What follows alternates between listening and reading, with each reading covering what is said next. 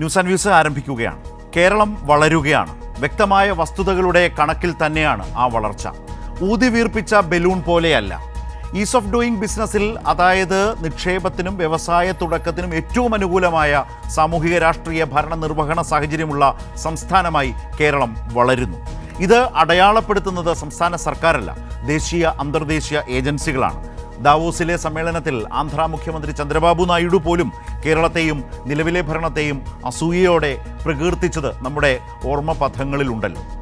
ഒരു വ്യവസായം തുടങ്ങാൻ മിനിറ്റുകൾ മാത്രം മതിയായ ഏകജാലക സംവിധാനമടക്കം കൈവരിച്ചത് ഭരണമികവ് തന്നെയാണ്. ഇന്ത്യയിൽ 114 ദിനങ്ങളിൽ കൂടുതൽ വേണം ഒരു ബിസിനസ് തുടങ്ങാൻ എന്നിരിക്കെയാണ് കേരളത്തിൻ്റെ നേട്ടം. 256% വ്യാവസായിക വളർച്ചാ നിരക്ക് കേരളം നേടി. ഇന്ത്യയുടെ വളർച്ചാ ശരാശരി എത്രയോ താഴെ. ഇത് തരൂരിനറിയാം, സെൻസിബിളായ സമൂഹത്തിനറിയാം. 21 ചേരുന്ന ആഗോള നിക്ഷേപ സംഗമം ശ്രദ്ധേയമാകുന്നത് ഈ സാഹചര്യത്തിലാണ്.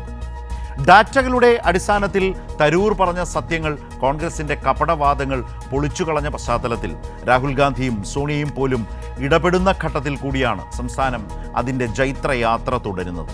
ചർച്ച ചെയ്യാം കേരളവും മാറ്റങ്ങളിലെ കുതിപ്പും. ഒപ്പം കിതയ്ക്കുന്നത് ആരൊക്കെ? വളരുന്ന കേരളം, വിരളുന്ന പ്രതിപക്ഷം. ഇന്നീ ചർച്ചയിൽ പങ്കെടുക്കുന്നത് advocate K Anilkumar, CPIM.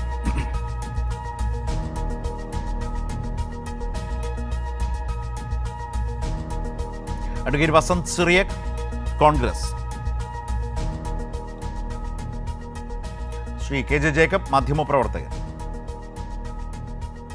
Shri M. Jayachandran, മാധ്യമപ്രവർത്തകൻ. ഇപ്പോൾ CPIM പ്രതിനിധി ശ്രീ അനിൽകുമാറാണ് ചർച്ചയിൽ ഉള്ളത്. അദ്ദേഹത്തിൽ നിന്ന് തുടങ്ങുകയും ചെയ്യാം. ഇന്നിപ്പോൾ വൈകുന്നേരം സോണിയാഗാന്ധിയും രാഹുൽ ഗാന്ധിയും ഒക്കെ തരൂരിനെ വിളിപ്പിച്ചു, കൂടിക്കാഴ്ച നടത്തി എന്നൊക്കെയുള്ള വലിയ ചർച്ചകൾ നടക്കുന്നുണ്ട്. കഴിഞ്ഞ ദിവസം തരൂരിന് മറുപടി പറയാൻ പോയി അബദ്ധം പിണഞ്ഞ നേതാക്കൾ പിന്നീട് തരൂരിനല്ല, കണക്കുകൾ അവതരിപ്പിച്ചവരോടാണ് മറുപടി എന്ന നിലയിലേക്ക് പ്രതിപക്ഷ നേതാവും മറ്റും ഒന്ന് തന്ത്രം മാറ്റിപ്പിടിച്ചു. നമ്മൾ നിക്ഷേപ സംഗമത്തിലേക്ക് നമ്മുടെ നാട് കേരളം പോവുകയാണ്. അപ്പോൾ ഈ നിലയിൽ നിൽക്കുന്നൊരു സാഹചര്യം യഥാർത്ഥത്തിൽ നോക്കിയാൽ കോൺഗ്രസിനകത്തെ ഭിന്നത സംസ്ഥാന സർക്കാരിനെ സംബന്ധിച്ച്, കേരളത്തിൻ്റെ മാറ്റത്തെ സംബന്ധിച്ചൊക്കെ കുറേ കൂടി ആളുകളിലേക്ക് എത്തുന്നതിന് സഹായകരമായി എന്ന് തോന്നുന്നുണ്ടോ? പ്രത്യേകിച്ച് മുഖ്യധാരാ മാധ്യമങ്ങളിലൊക്കെ ഈ മാറ്റത്തെ അതേ നിലയിൽ അടയാളപ്പെടുത്താതിരിക്കുക, അതേക്കുറിച്ച് സത്യാന്വേഷണങ്ങൾ, വസ്തുതാ പരിശോധനകൾ ഫലപ്രദമായി ആ മാധ്യമപ്രവർത്തനം നടക്കാതിരിക്കുന്ന ഒരു കാലത്ത് ഇങ്ങനെ സംഭവിക്കുന്നത് യഥാർത്ഥത്തിൽ സ്റ്റേറ്റിനെ സംബന്ധിച്ച് ഗുണകരമായില്ലേ ഈ കോൺഗ്രസിലെ ഭിന്നതയൊക്കെ?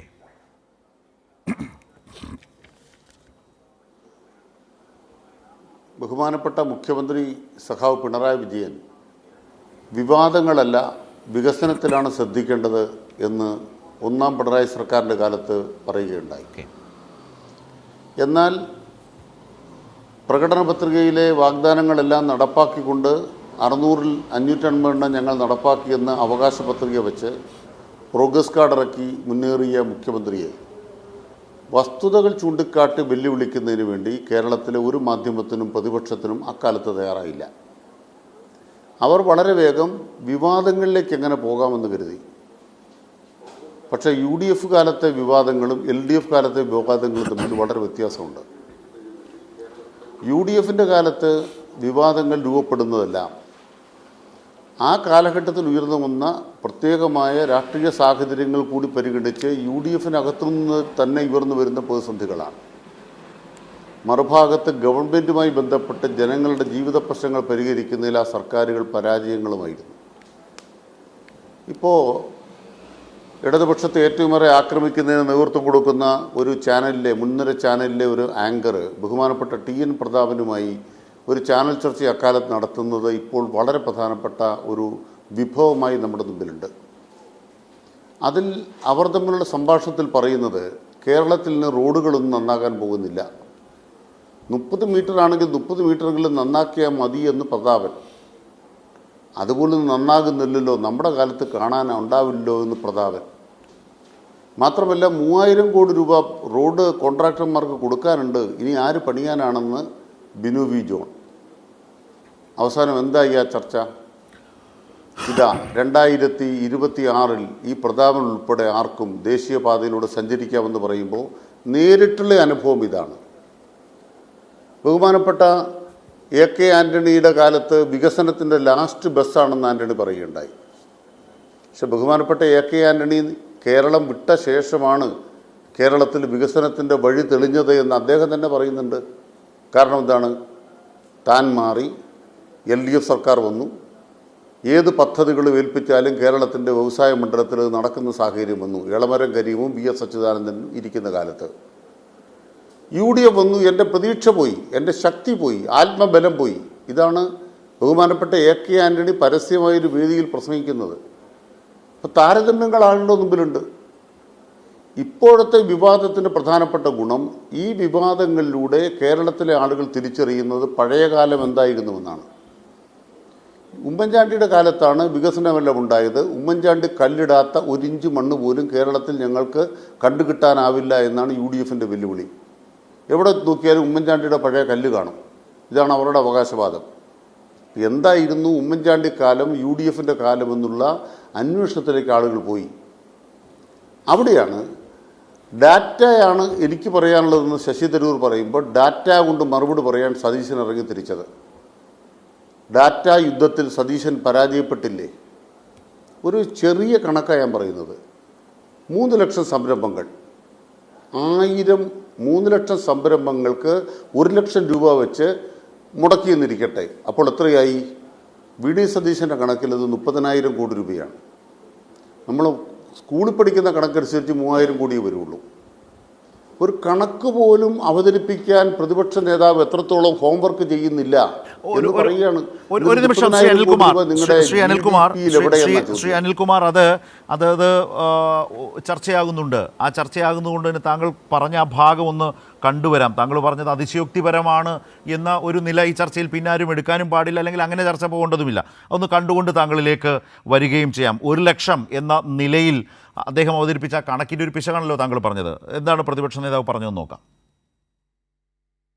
30,000 കോടി സംരംഭങ്ങൾ സംസ്ഥാനത്ത് വന്നിട്ടുണ്ടെങ്കിൽ, ഇനി ഞാൻ പറയുന്നത് ഏറ്റവും ചെറുതായി 3 ലക്ഷം വ്യവസായ സംരംഭങ്ങൾ കേരളത്തിൽ തുടങ്ങിയെങ്കിൽ 1 ലക്ഷം രൂപയുടെ ഇൻവെസ്റ്റ്മെന്റ് മിനിമം കൂട്ട്. 1 ലക്ഷം രൂപയുടെ ഇൻവെസ്റ്റ്മെന്റ് മിനിമം കൂട്ട്. അങ്ങനെയാണെങ്കിൽ തന്നെ 30,000 കോടി രൂപയുടെ വളർച്ച കേരളത്തിൽ ഉണ്ടാവും. അല്ല, അത് താങ്കൾ പറഞ്ഞ കണക്ക് ശരിയാണ്. പ്രതിപക്ഷ നേതാവ് പറഞ്ഞ കണക്ക് നിലനിൽക്കാത്തതുമാണ്. 3 ലക്ഷം പേർ 1 ലക്ഷം രൂപ വെച്ച് നിക്ഷേപിച്ചാൽ 3,000 കോടി. അദ്ദേഹം പക്ഷേ അവതരിപ്പിച്ചു വെക്കുന്നത്, വ്യക്തതയോടെ ബോധ്യത്തോടെ പറഞ്ഞു വെക്കുന്നത് 30,000 കോടി എന്ന നിലയ്ക്കാണ്.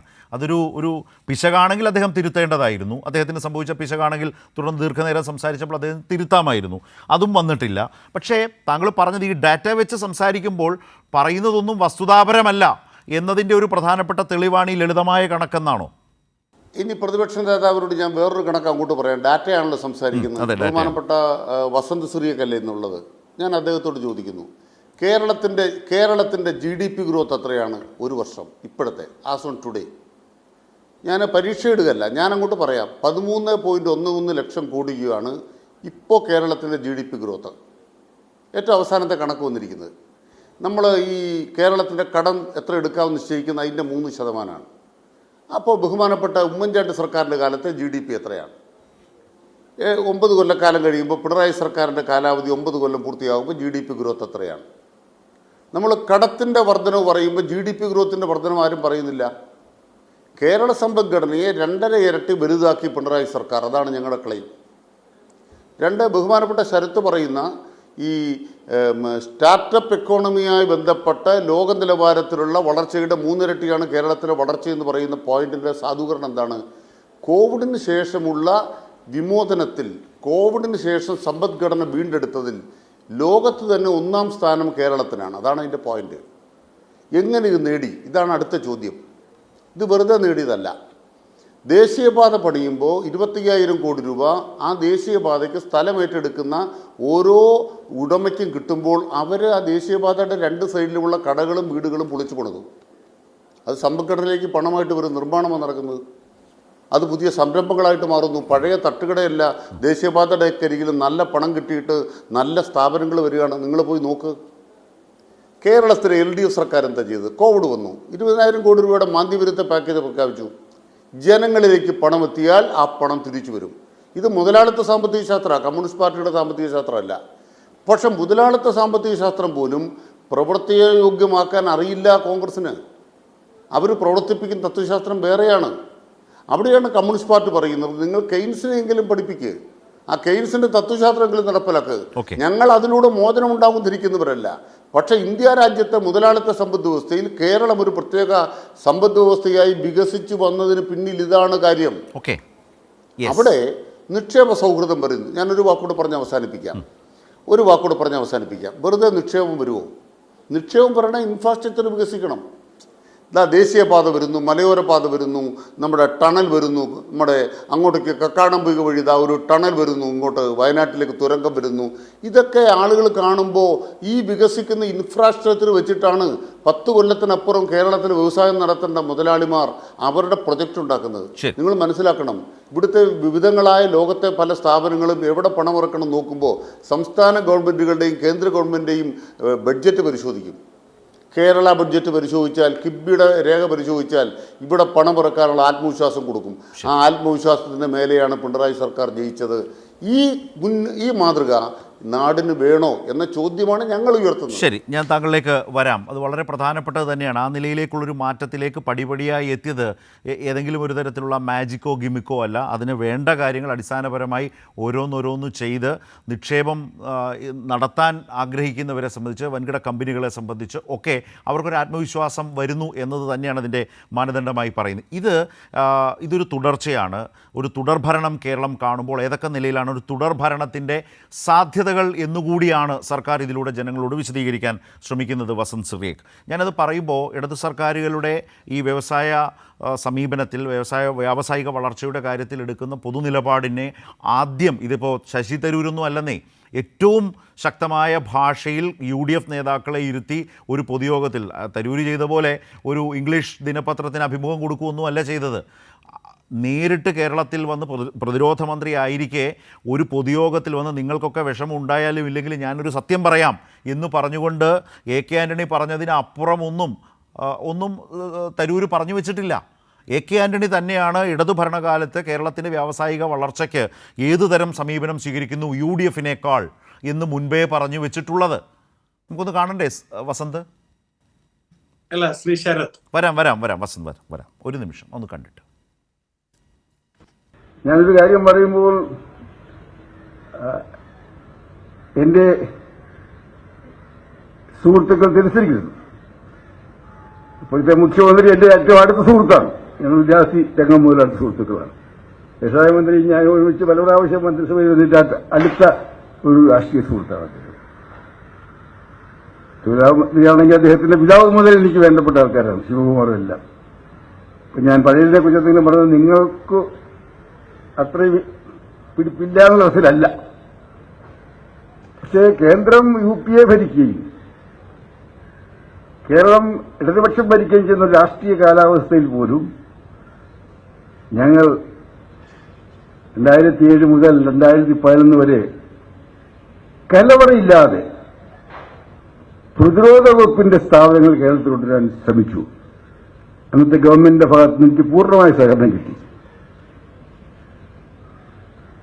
സിയാദ് കരീമിന്റെ ഭാഗത്തുണ്ടായ സഹായത്തിന് നന്ദി പറയാൻ വലിയ ഭാഷാ പഠനമില്ലാത്ത എന്റെ നിഘണ്ടുവിൽ വാക്കുകളില്ല. എന്റെ കയ്യിലുള്ള എല്ലാ നല്ല വാക്കുപയോഗിക്കുന്നത് അഭിനന്ദിക്കുകയാണ്. ഞാനവിടെ തീരുമാനങ്ങൾ എടുക്കുക മാത്രമേ ഉള്ളൂ. നടത്തിപ്പ് മുഴുവൻ കേരള ഗവൺമെന്റും വ്യവസായ വകുപ്പും ശ്രീ കരീമും ഒക്കെയായിരുന്നു. ES അച്യുതാനന്ദനും എന്നെ കാര്യമായി സഹായിച്ചു. അതുകൊണ്ടാണ് 6 സ്ഥാപനങ്ങളോട് കൊണ്ടുവന്നത്.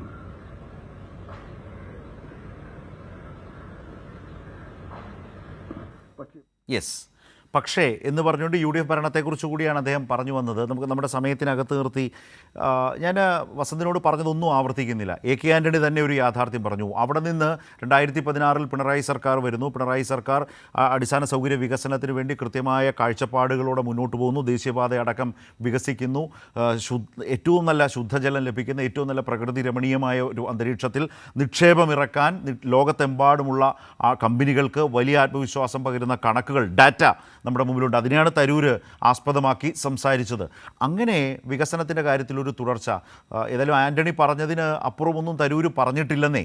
നിങ്ങൾ യഥാർത്ഥത്തിൽ അന്ധമായി പി രാജീവ് പറഞ്ഞൊരു വാചകമുണ്ട്, സൂര്യൻ പടിഞ്ഞാറ് ഉദിച്ചാൽ പോലും വ്യവസായ സൗഹൃദത്തിൽ കേരളം ഒന്നാമതാവില്ല എന്ന് അന്ധമായി വിശ്വസിച്ച കുറേ ആളുകളുണ്ട്. യഥാർത്ഥത്തിൽ കോൺഗ്രസ് ആ അന്ധമായ വിശ്വാസമല്ലേ മാറ്റിവെക്കേണ്ടത്? 28ാമത്തെ സംസ്ഥാനത്തിൽ നിന്ന് 1ാമത്തെ സംസ്ഥാനത്തേക്ക് കേരളം മാറുന്നു. നമ്മളൊരു വലിയ നിക്ഷേപ സംഗമത്തിലേക്ക് പോകുന്നു. ലോകത്തെമ്പാടുമുള്ള കമ്പനികൾക്ക് വിശ്വാസം കൂടുതൽ വരുന്നു. ആ നിക്ഷേപ സൗഹൃദ അന്തരീക്ഷത്തിൽ കേരളം ഇന്ന് നിൽക്കുന്നു. നിങ്ങളുടെ അന്ധമായ എതിർപ്പുകൾ പ്രതിപക്ഷത്താണ് എന്നതിൻ്റെ ഭാഗമായി ഉണ്ടാകുന്ന അന്ധമായ എതിർപ്പുകൾ മാറ്റിവെക്കേണ്ട നിർബന്ധിതമായ ഒരു രാഷ്ട്രീയ സാഹചര്യം നിങ്ങളുടെ മുമ്പിലുണ്ട്. അത് വസ്തുതയാണ്. അത് തിരിച്ചറിയാതെ പോയാൽ ഡാറ്റകൾ പറഞ്ഞ് വീണ്ടും വീണ്ടും പരാജയപ്പെടുന്ന നിലയിലേക്ക് പ്രതിപക്ഷ നേതാവും സംഘവും ചെന്നുപെടും. വസന്ത് സിറിയക്. ശരത്, കേരളത്തിന്റെ സ്റ്റാർട്ടപ്പ് എക്കോസിസ്റ്റം വളരുകയാണ് എന്നതിൽ ഞങ്ങൾക്ക് യാതൊരു സംശയവുമില്ല. ശ്രീ ശശി തരൂരിന്റെ ലേഖനമാണല്ലോ അങ്ങ് കോട്ട് ചെയ്യുന്നത്, അല്ലെങ്കിൽ നിങ്ങൾ വലിയ രീതിയിൽ PR എക്സസൈസിന് ഉപയോഗിക്കുന്നത്. ആ ലേഖനത്തിന്റെ 2ാമത്തെ ഭാഗത്തിൽ വളരെ കൃത്യമായി അദ്ദേഹം പറയുന്നുണ്ട്, it is warm welcomed if it is not a hyperbole of P Rajeev. P Rajeev ഉയർത്തിവിടുന്ന ഒരു ഹൈപ്പർബോൾ അല്ലെങ്കിൽ ഇത് വാം വെൽക്കംഡ് ആണ്. രാജീവിന്റെ സ്റ്റാറ്റിസ്റ്റിക്സിനെ തന്നെ കോട്ട് ചെയ്യുമ്പോൾ തന്നെ ശ്രീ തരൂർ തന്നെ പറയാണ് ഇതൊരു ഹൈപ്പർബോൾ ആവാതിരിക്കട്ടെ. 2ാമത് ആ ലേഖനത്തിന്റെ അവസാനം വളരെ കൃത്യമായി തരൂർ പറയുന്നുണ്ട്, നിങ്ങൾ, അതായത് ആര്, ഇടതുപക്ഷം, അവർ ഭരിക്കുമ്പോൾ മാത്രം വ്യവസായങ്ങൾ ഇങ്ങോട്ട് വരട്ടെ എന്നും അല്ലാത്തപ്പോൾ അതൊക്കെ മടങ്ങിപ്പോകട്ടെ എന്നും പറഞ്ഞ് ചുമപ്പൻ കൊടിയുമായി അതിന്റെ മുമ്പിലേക്ക് ചാടി ഇറങ്ങുന്നവരാണ് എന്ന് തരൂർ പറയുന്നുണ്ട്. അപ്പോൾ ഒരു ലേഖനത്തിന്റെ ഒരറ്റം മാത്രം നിങ്ങൾക്ക് അക്സെപ്റ്റബിൾ ആവുകയും മറ്റേ അറ്റം അക്സെപ്റ്റബിൾ ആവാതിരിക്കുകയും ചെയ്യുന്ന എങ്ങനെയാണ്? ഇനി അങ്ങ് പറഞ്ഞല്ലോ 28ാമത്തെ സ്ഥാനത്ത് നിന്ന് 1ാം സ്ഥാനത്തേക്ക് വളർന്ന കേരളത്തിന്റെ MSME 2016-ൽ, അതായത് അന്നത്തെ ഉമ്മൻചാണ്ടി ഗവൺമെന്റ് അധികാരത്തിൽ നിന്ന് പോകുമ്പോൾ, അതായത് ഞങ്ങൾ ഏറ്റവും അവസാനമായി അധികാരത്തിലിരുന്ന വർഷമാണ് 2016. 2016-ൽ ഇന്ത്യയിലെ നമ്പർ 1 MSME ഡെവലപ്മെന്റിൽ, MSME ക്ലൈമറ്റിൽ 1ാം സ്ഥാനത്ത് ഇന്ത്യയിൽ ഉണ്ടായിരുന്ന സംസ്ഥാനത്തിന്റെ പേരെന്താണ് ശ്രീ ശരത്? ആ സംസ്ഥാനത്തിന്റെ പേര് കേരളം എന്നാണ്. 2, ഞാൻ ആദ്യമേ ഈ ചർച്ചയുടെ തുടക്കത്തിൽ പറഞ്ഞതുപോലെ കേരളത്തിന്റെ സ്റ്റാർട്ടപ്പ് എക്കോസിസ്റ്റം വളരുന്നുണ്ട്. അത് പിണറായി ഗവൺമെന്റിന്റെ കാലത്തുണ്ട്, ഉമ്മൻചാണ്ടി ഗവൺമെന്റിന്റെ കാലത്തുണ്ട്. എന്തുകൊണ്ടാണ്?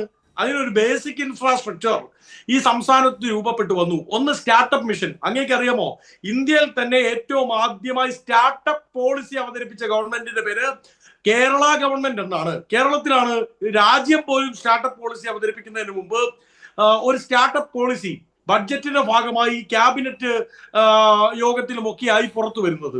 അത് 2015-ലാണ്. അന്ന് മുഖ്യമന്ത്രിയുടെ പേര് ഉമ്മൻചാണ്ടി എന്നാണ്. ആ സ്റ്റാർട്ടപ്പ് പോളിസിയുടെ ഭാഗമായുള്ള സ്റ്റാർട്ടപ്പ് മിഷൻ രൂപകൽപ്പന ചെയ്യുന്നത്. ആ സ്റ്റാർട്ടപ്പ് മിഷന്റെ ഭാഗമായിട്ടാണല്ലോ ഈ ഇൻഫ്രാസ്ട്രക്ചറിൽ ഇത്രമാത്രം സ്റ്റാർട്ടപ്പ് ഡെവലപ്മെന്റും സ്റ്റാർട്ടപ്പ് എക്കോസിസ്റ്റവും വളരുന്നത്. ചോദിക്കട്ടെ, ഞാൻ ചില കാര്യങ്ങൾ ചോദിക്കട്ടെ. സ്റ്റാർട്ടപ്പ് എക്കോസിസ്റ്റത്തിന് വളരണമെങ്കിൽ അതിന് അനുപാതികമായ ഒരു ഇൻഫ്രാസ്ട്രക്ചർ, സ്റ്റാർട്ടപ്പ് സപ്പോർട്ടിംഗ് ഇൻഫ്രാസ്ട്രക്ചർ ഉണ്ടാവണം. എന്തൊക്കെയാണത്? ഒന്ന് കിൻഫ്രയിലാണ് കേരളത്തിൽ ഏറ്റവും കൂടുതൽ സ്റ്റാർട്ടപ്പുകൾ വളർന്നു വരുന്നതെന്ന് പി രാജീവ് തന്നെ പറയുന്നു.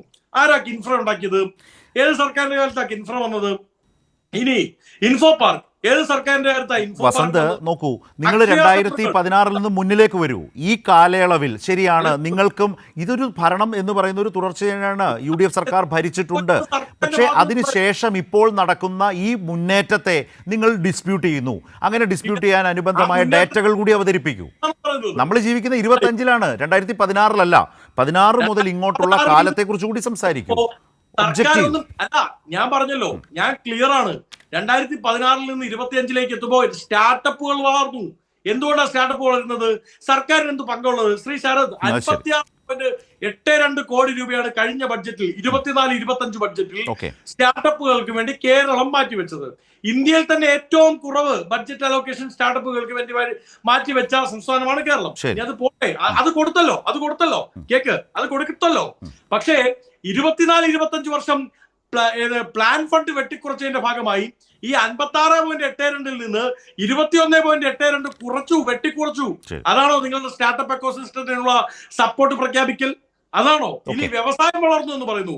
മന്ത്രി പി രാജീവിന്റെ തന്നെ നിയമസഭയിലെ പ്രസംഗത്തിൽ പറയുന്നു 32 പൊതുമേഖലാ സ്ഥാപനങ്ങൾ കേരളത്തിലുണ്ട്, സംസ്ഥാന സർക്കാരിന് കൂടി കൺട്രോൾ ഉള്ളത്. അവയിൽ 18 നഷ്ടത്തിലാണ്. 18 നഷ്ടത്തിൽ 5 ലാഭം നോക്കിയല്ല പ്രവർത്തിക്കുന്നത്. ശരി. ബാക്കിയൊക്കെ ബ്രേക്ക് ഈവൻ പോയിന്റിലാണ്, ലാഭമില്ല. ശരി. പിന്നെ എന്ത് വളർച്ചയാണ് നിങ്ങൾ വളർത്തിയെന്ന് പറയണ്ടേ? കണക്കുകൾ പരിശോധിക്കണ്ടേ? അപ്പൊ അങ്ങ് ചോദിക്കുമായിരിക്കും തരൂരിന്റെ ലേഖനം, തരൂരിന് ഈ കണക്ക് മനസ്സിലായില്ലേ എന്നായിരിക്കും അങ്ങയുടെ ചോദ്യം. തരൂർ തന്നെ നിങ്ങളുടെ സങ്കല്പമാണ്. ഇതൊന്നും തരൂരിന്റെ ലേഖനമൊന്നും അല്ല അവസാന വാക്കുന്നേ, നിങ്ങൾക്കാണത് വിരളി പിടിക്കുന്നത്. ഞാൻ തരൂരിന്റെ ലേഖനം ഒന്നും പറഞ്ഞില്ല. ഞാൻ എ കെ ആന്റണിയെ കുറിച്ച് പറഞ്ഞു. വസന്ത് അതേ കണ്ടില്ല. എ കെ ആന്റണി അറിയാത്ത ആളല്ലല്ലോ. താങ്കൾ എ കെ ആന്റണിയുടെ പേര് പറഞ്ഞാൽ എഴുന്നേറ്റ് നിന്ന് തൊഴുന്ന ആളാണ്. പക്ഷേ എ കെ ആന്റണി ഇടത് സർക്കാരുകളെ കുറിച്ച് പറഞ്ഞത് കേട്ടല്ലോ. ഒരു ബുദ്ധിമുട്ടും താങ്കൾക്കില്ല. തരൂരിന്റെ മേൽ കുതിര കയറാൻ നല്ല സൗകര്യമാണ്. കാരണം പറഞ്ഞത് തരൂര് പറഞ്ഞ കോമഡിയാണ്. കോമഡിയല്ല, അതൊരു യാഥാർത്ഥ്യമാണ്. അങ്ങ് നോക്കൂ, ഞാനൊരു കാര്യം പറഞ്ഞു, അങ്ങ് നോക്കൂ. ഓക്കെ, ഞാനൊരു താരതമ്യമാണ് ഇട്ടത്. നമ്മൾ വസ്തുത വെച്ചാണ് സംസാരിക്കുന്നത്. ഞാൻ വരാം വസന്തിലേക്ക് വരാം. വസന്ത് ഇവിടെ പറഞ്ഞു വെച്ചതിൽ എന്താണ് വേഗം?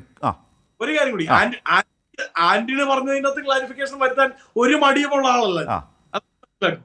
അതായത് ശ്രീ എ കെ ആന്റണി അടക്കം പറഞ്ഞതിന്റെ അകത്ത് ഒരു യാഥാർത്ഥ്യമുണ്ട്. അത് തന്നെയാണ് നിങ്ങളൊന്നും ചെയ്തില്ല, ചെയ്തത് LDF ആണ്. അതിലെ യാഥാർത്ഥ്യം അദ്ദേഹം പറഞ്ഞു. നിങ്ങൾ അധികാരത്തിലിരിക്കുമ്പോൾ നിങ്ങൾക്ക് ആ പോളിസി ഉള്ളൂ. വേറെ ആരെങ്കിലും അധികാരത്തിലിരുന്നാൽ നിങ്ങൾ വസന്ത് അദ്ദേഹം പറഞ്ഞ നമ്മളെല്ലാവരും ഒരുപോലെ കേട്ടു. UPA ഭരിക്കുന്നു, കേരളത്തിൽ LDF ഭരിക്കുന്നു. UPA കേന്ദ്രം ഭരിക്കുന്നു, UDF കേരളം ഭരിക്കുന്നു. ആ കാലത്തേക്കാൾ എനിക്കേറെ സൗകര്യപ്രദമായി മികവോടെ അവിടെ എടുക്കുന്ന തീരുമാനങ്ങൾ മണിമണിയായി നടപ്പാക്കിയത് LDF സർക്കാരാണ്. ഇതാണ് അദ്ദേഹം പറഞ്ഞത്. അദ്ദേഹത്തെ പോലെ ഇത്ര ലളിതം, അദ്ദേഹം ഭാഷാ പണ്ഡിതനല്ലെന്നേ.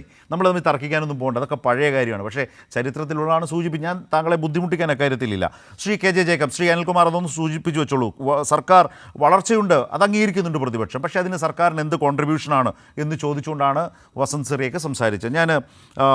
ഞാൻ ശ്രീ KJ ജേക്കബിലേക്ക് വരുന്നതിന് മുമ്പ് യഥാർത്ഥത്തിൽ ഈ വളർച്ചയുടെ മാറ്റത്തിൻ്റെ ഒരു കാലത്ത് ഇന്നിപ്പോൾ ഇപ്പോഴത്തെ വ്യവസായ മന്ത്രി, മുൻ പ്രതിരോധ മന്ത്രിയാണ് മുമ്പ് കേട്ടതെങ്കിൽ ഇപ്പോഴത്തെ വ്യവസായ മന്ത്രി കേരളത്തിൻ്റെ വ്യവസായ ലോകത്തേക്ക് വന്നുകൊണ്ടിരിക്കുന്ന പുതിയ ഇൻവെസ്റ്റ്മെൻറ്റുകൾ, പുതിയ കാലത്തിനനുസൃതമായിട്ടുള്ള, കാലത്തിനും കേരളത്തിനും അനുയോജ്യമായ നിലയിലേക്ക് ഇൻവെസ്റ്റ്മെൻറ്റ് മാറുന്നതും പുതിയ നിക്ഷേപങ്ങൾ വരുന്നതും വ്യവസായ അന്തരീക്ഷം രൂപപ്പെടുന്നതിനെക്കുറിച്ച് പറഞ്ഞ കുറച്ച് കാര്യങ്ങളൊന്ന് കേട്ടുകൊണ്ട് ഞാൻ ശ്രീ ജേക്കബിലേക്ക് വരാം.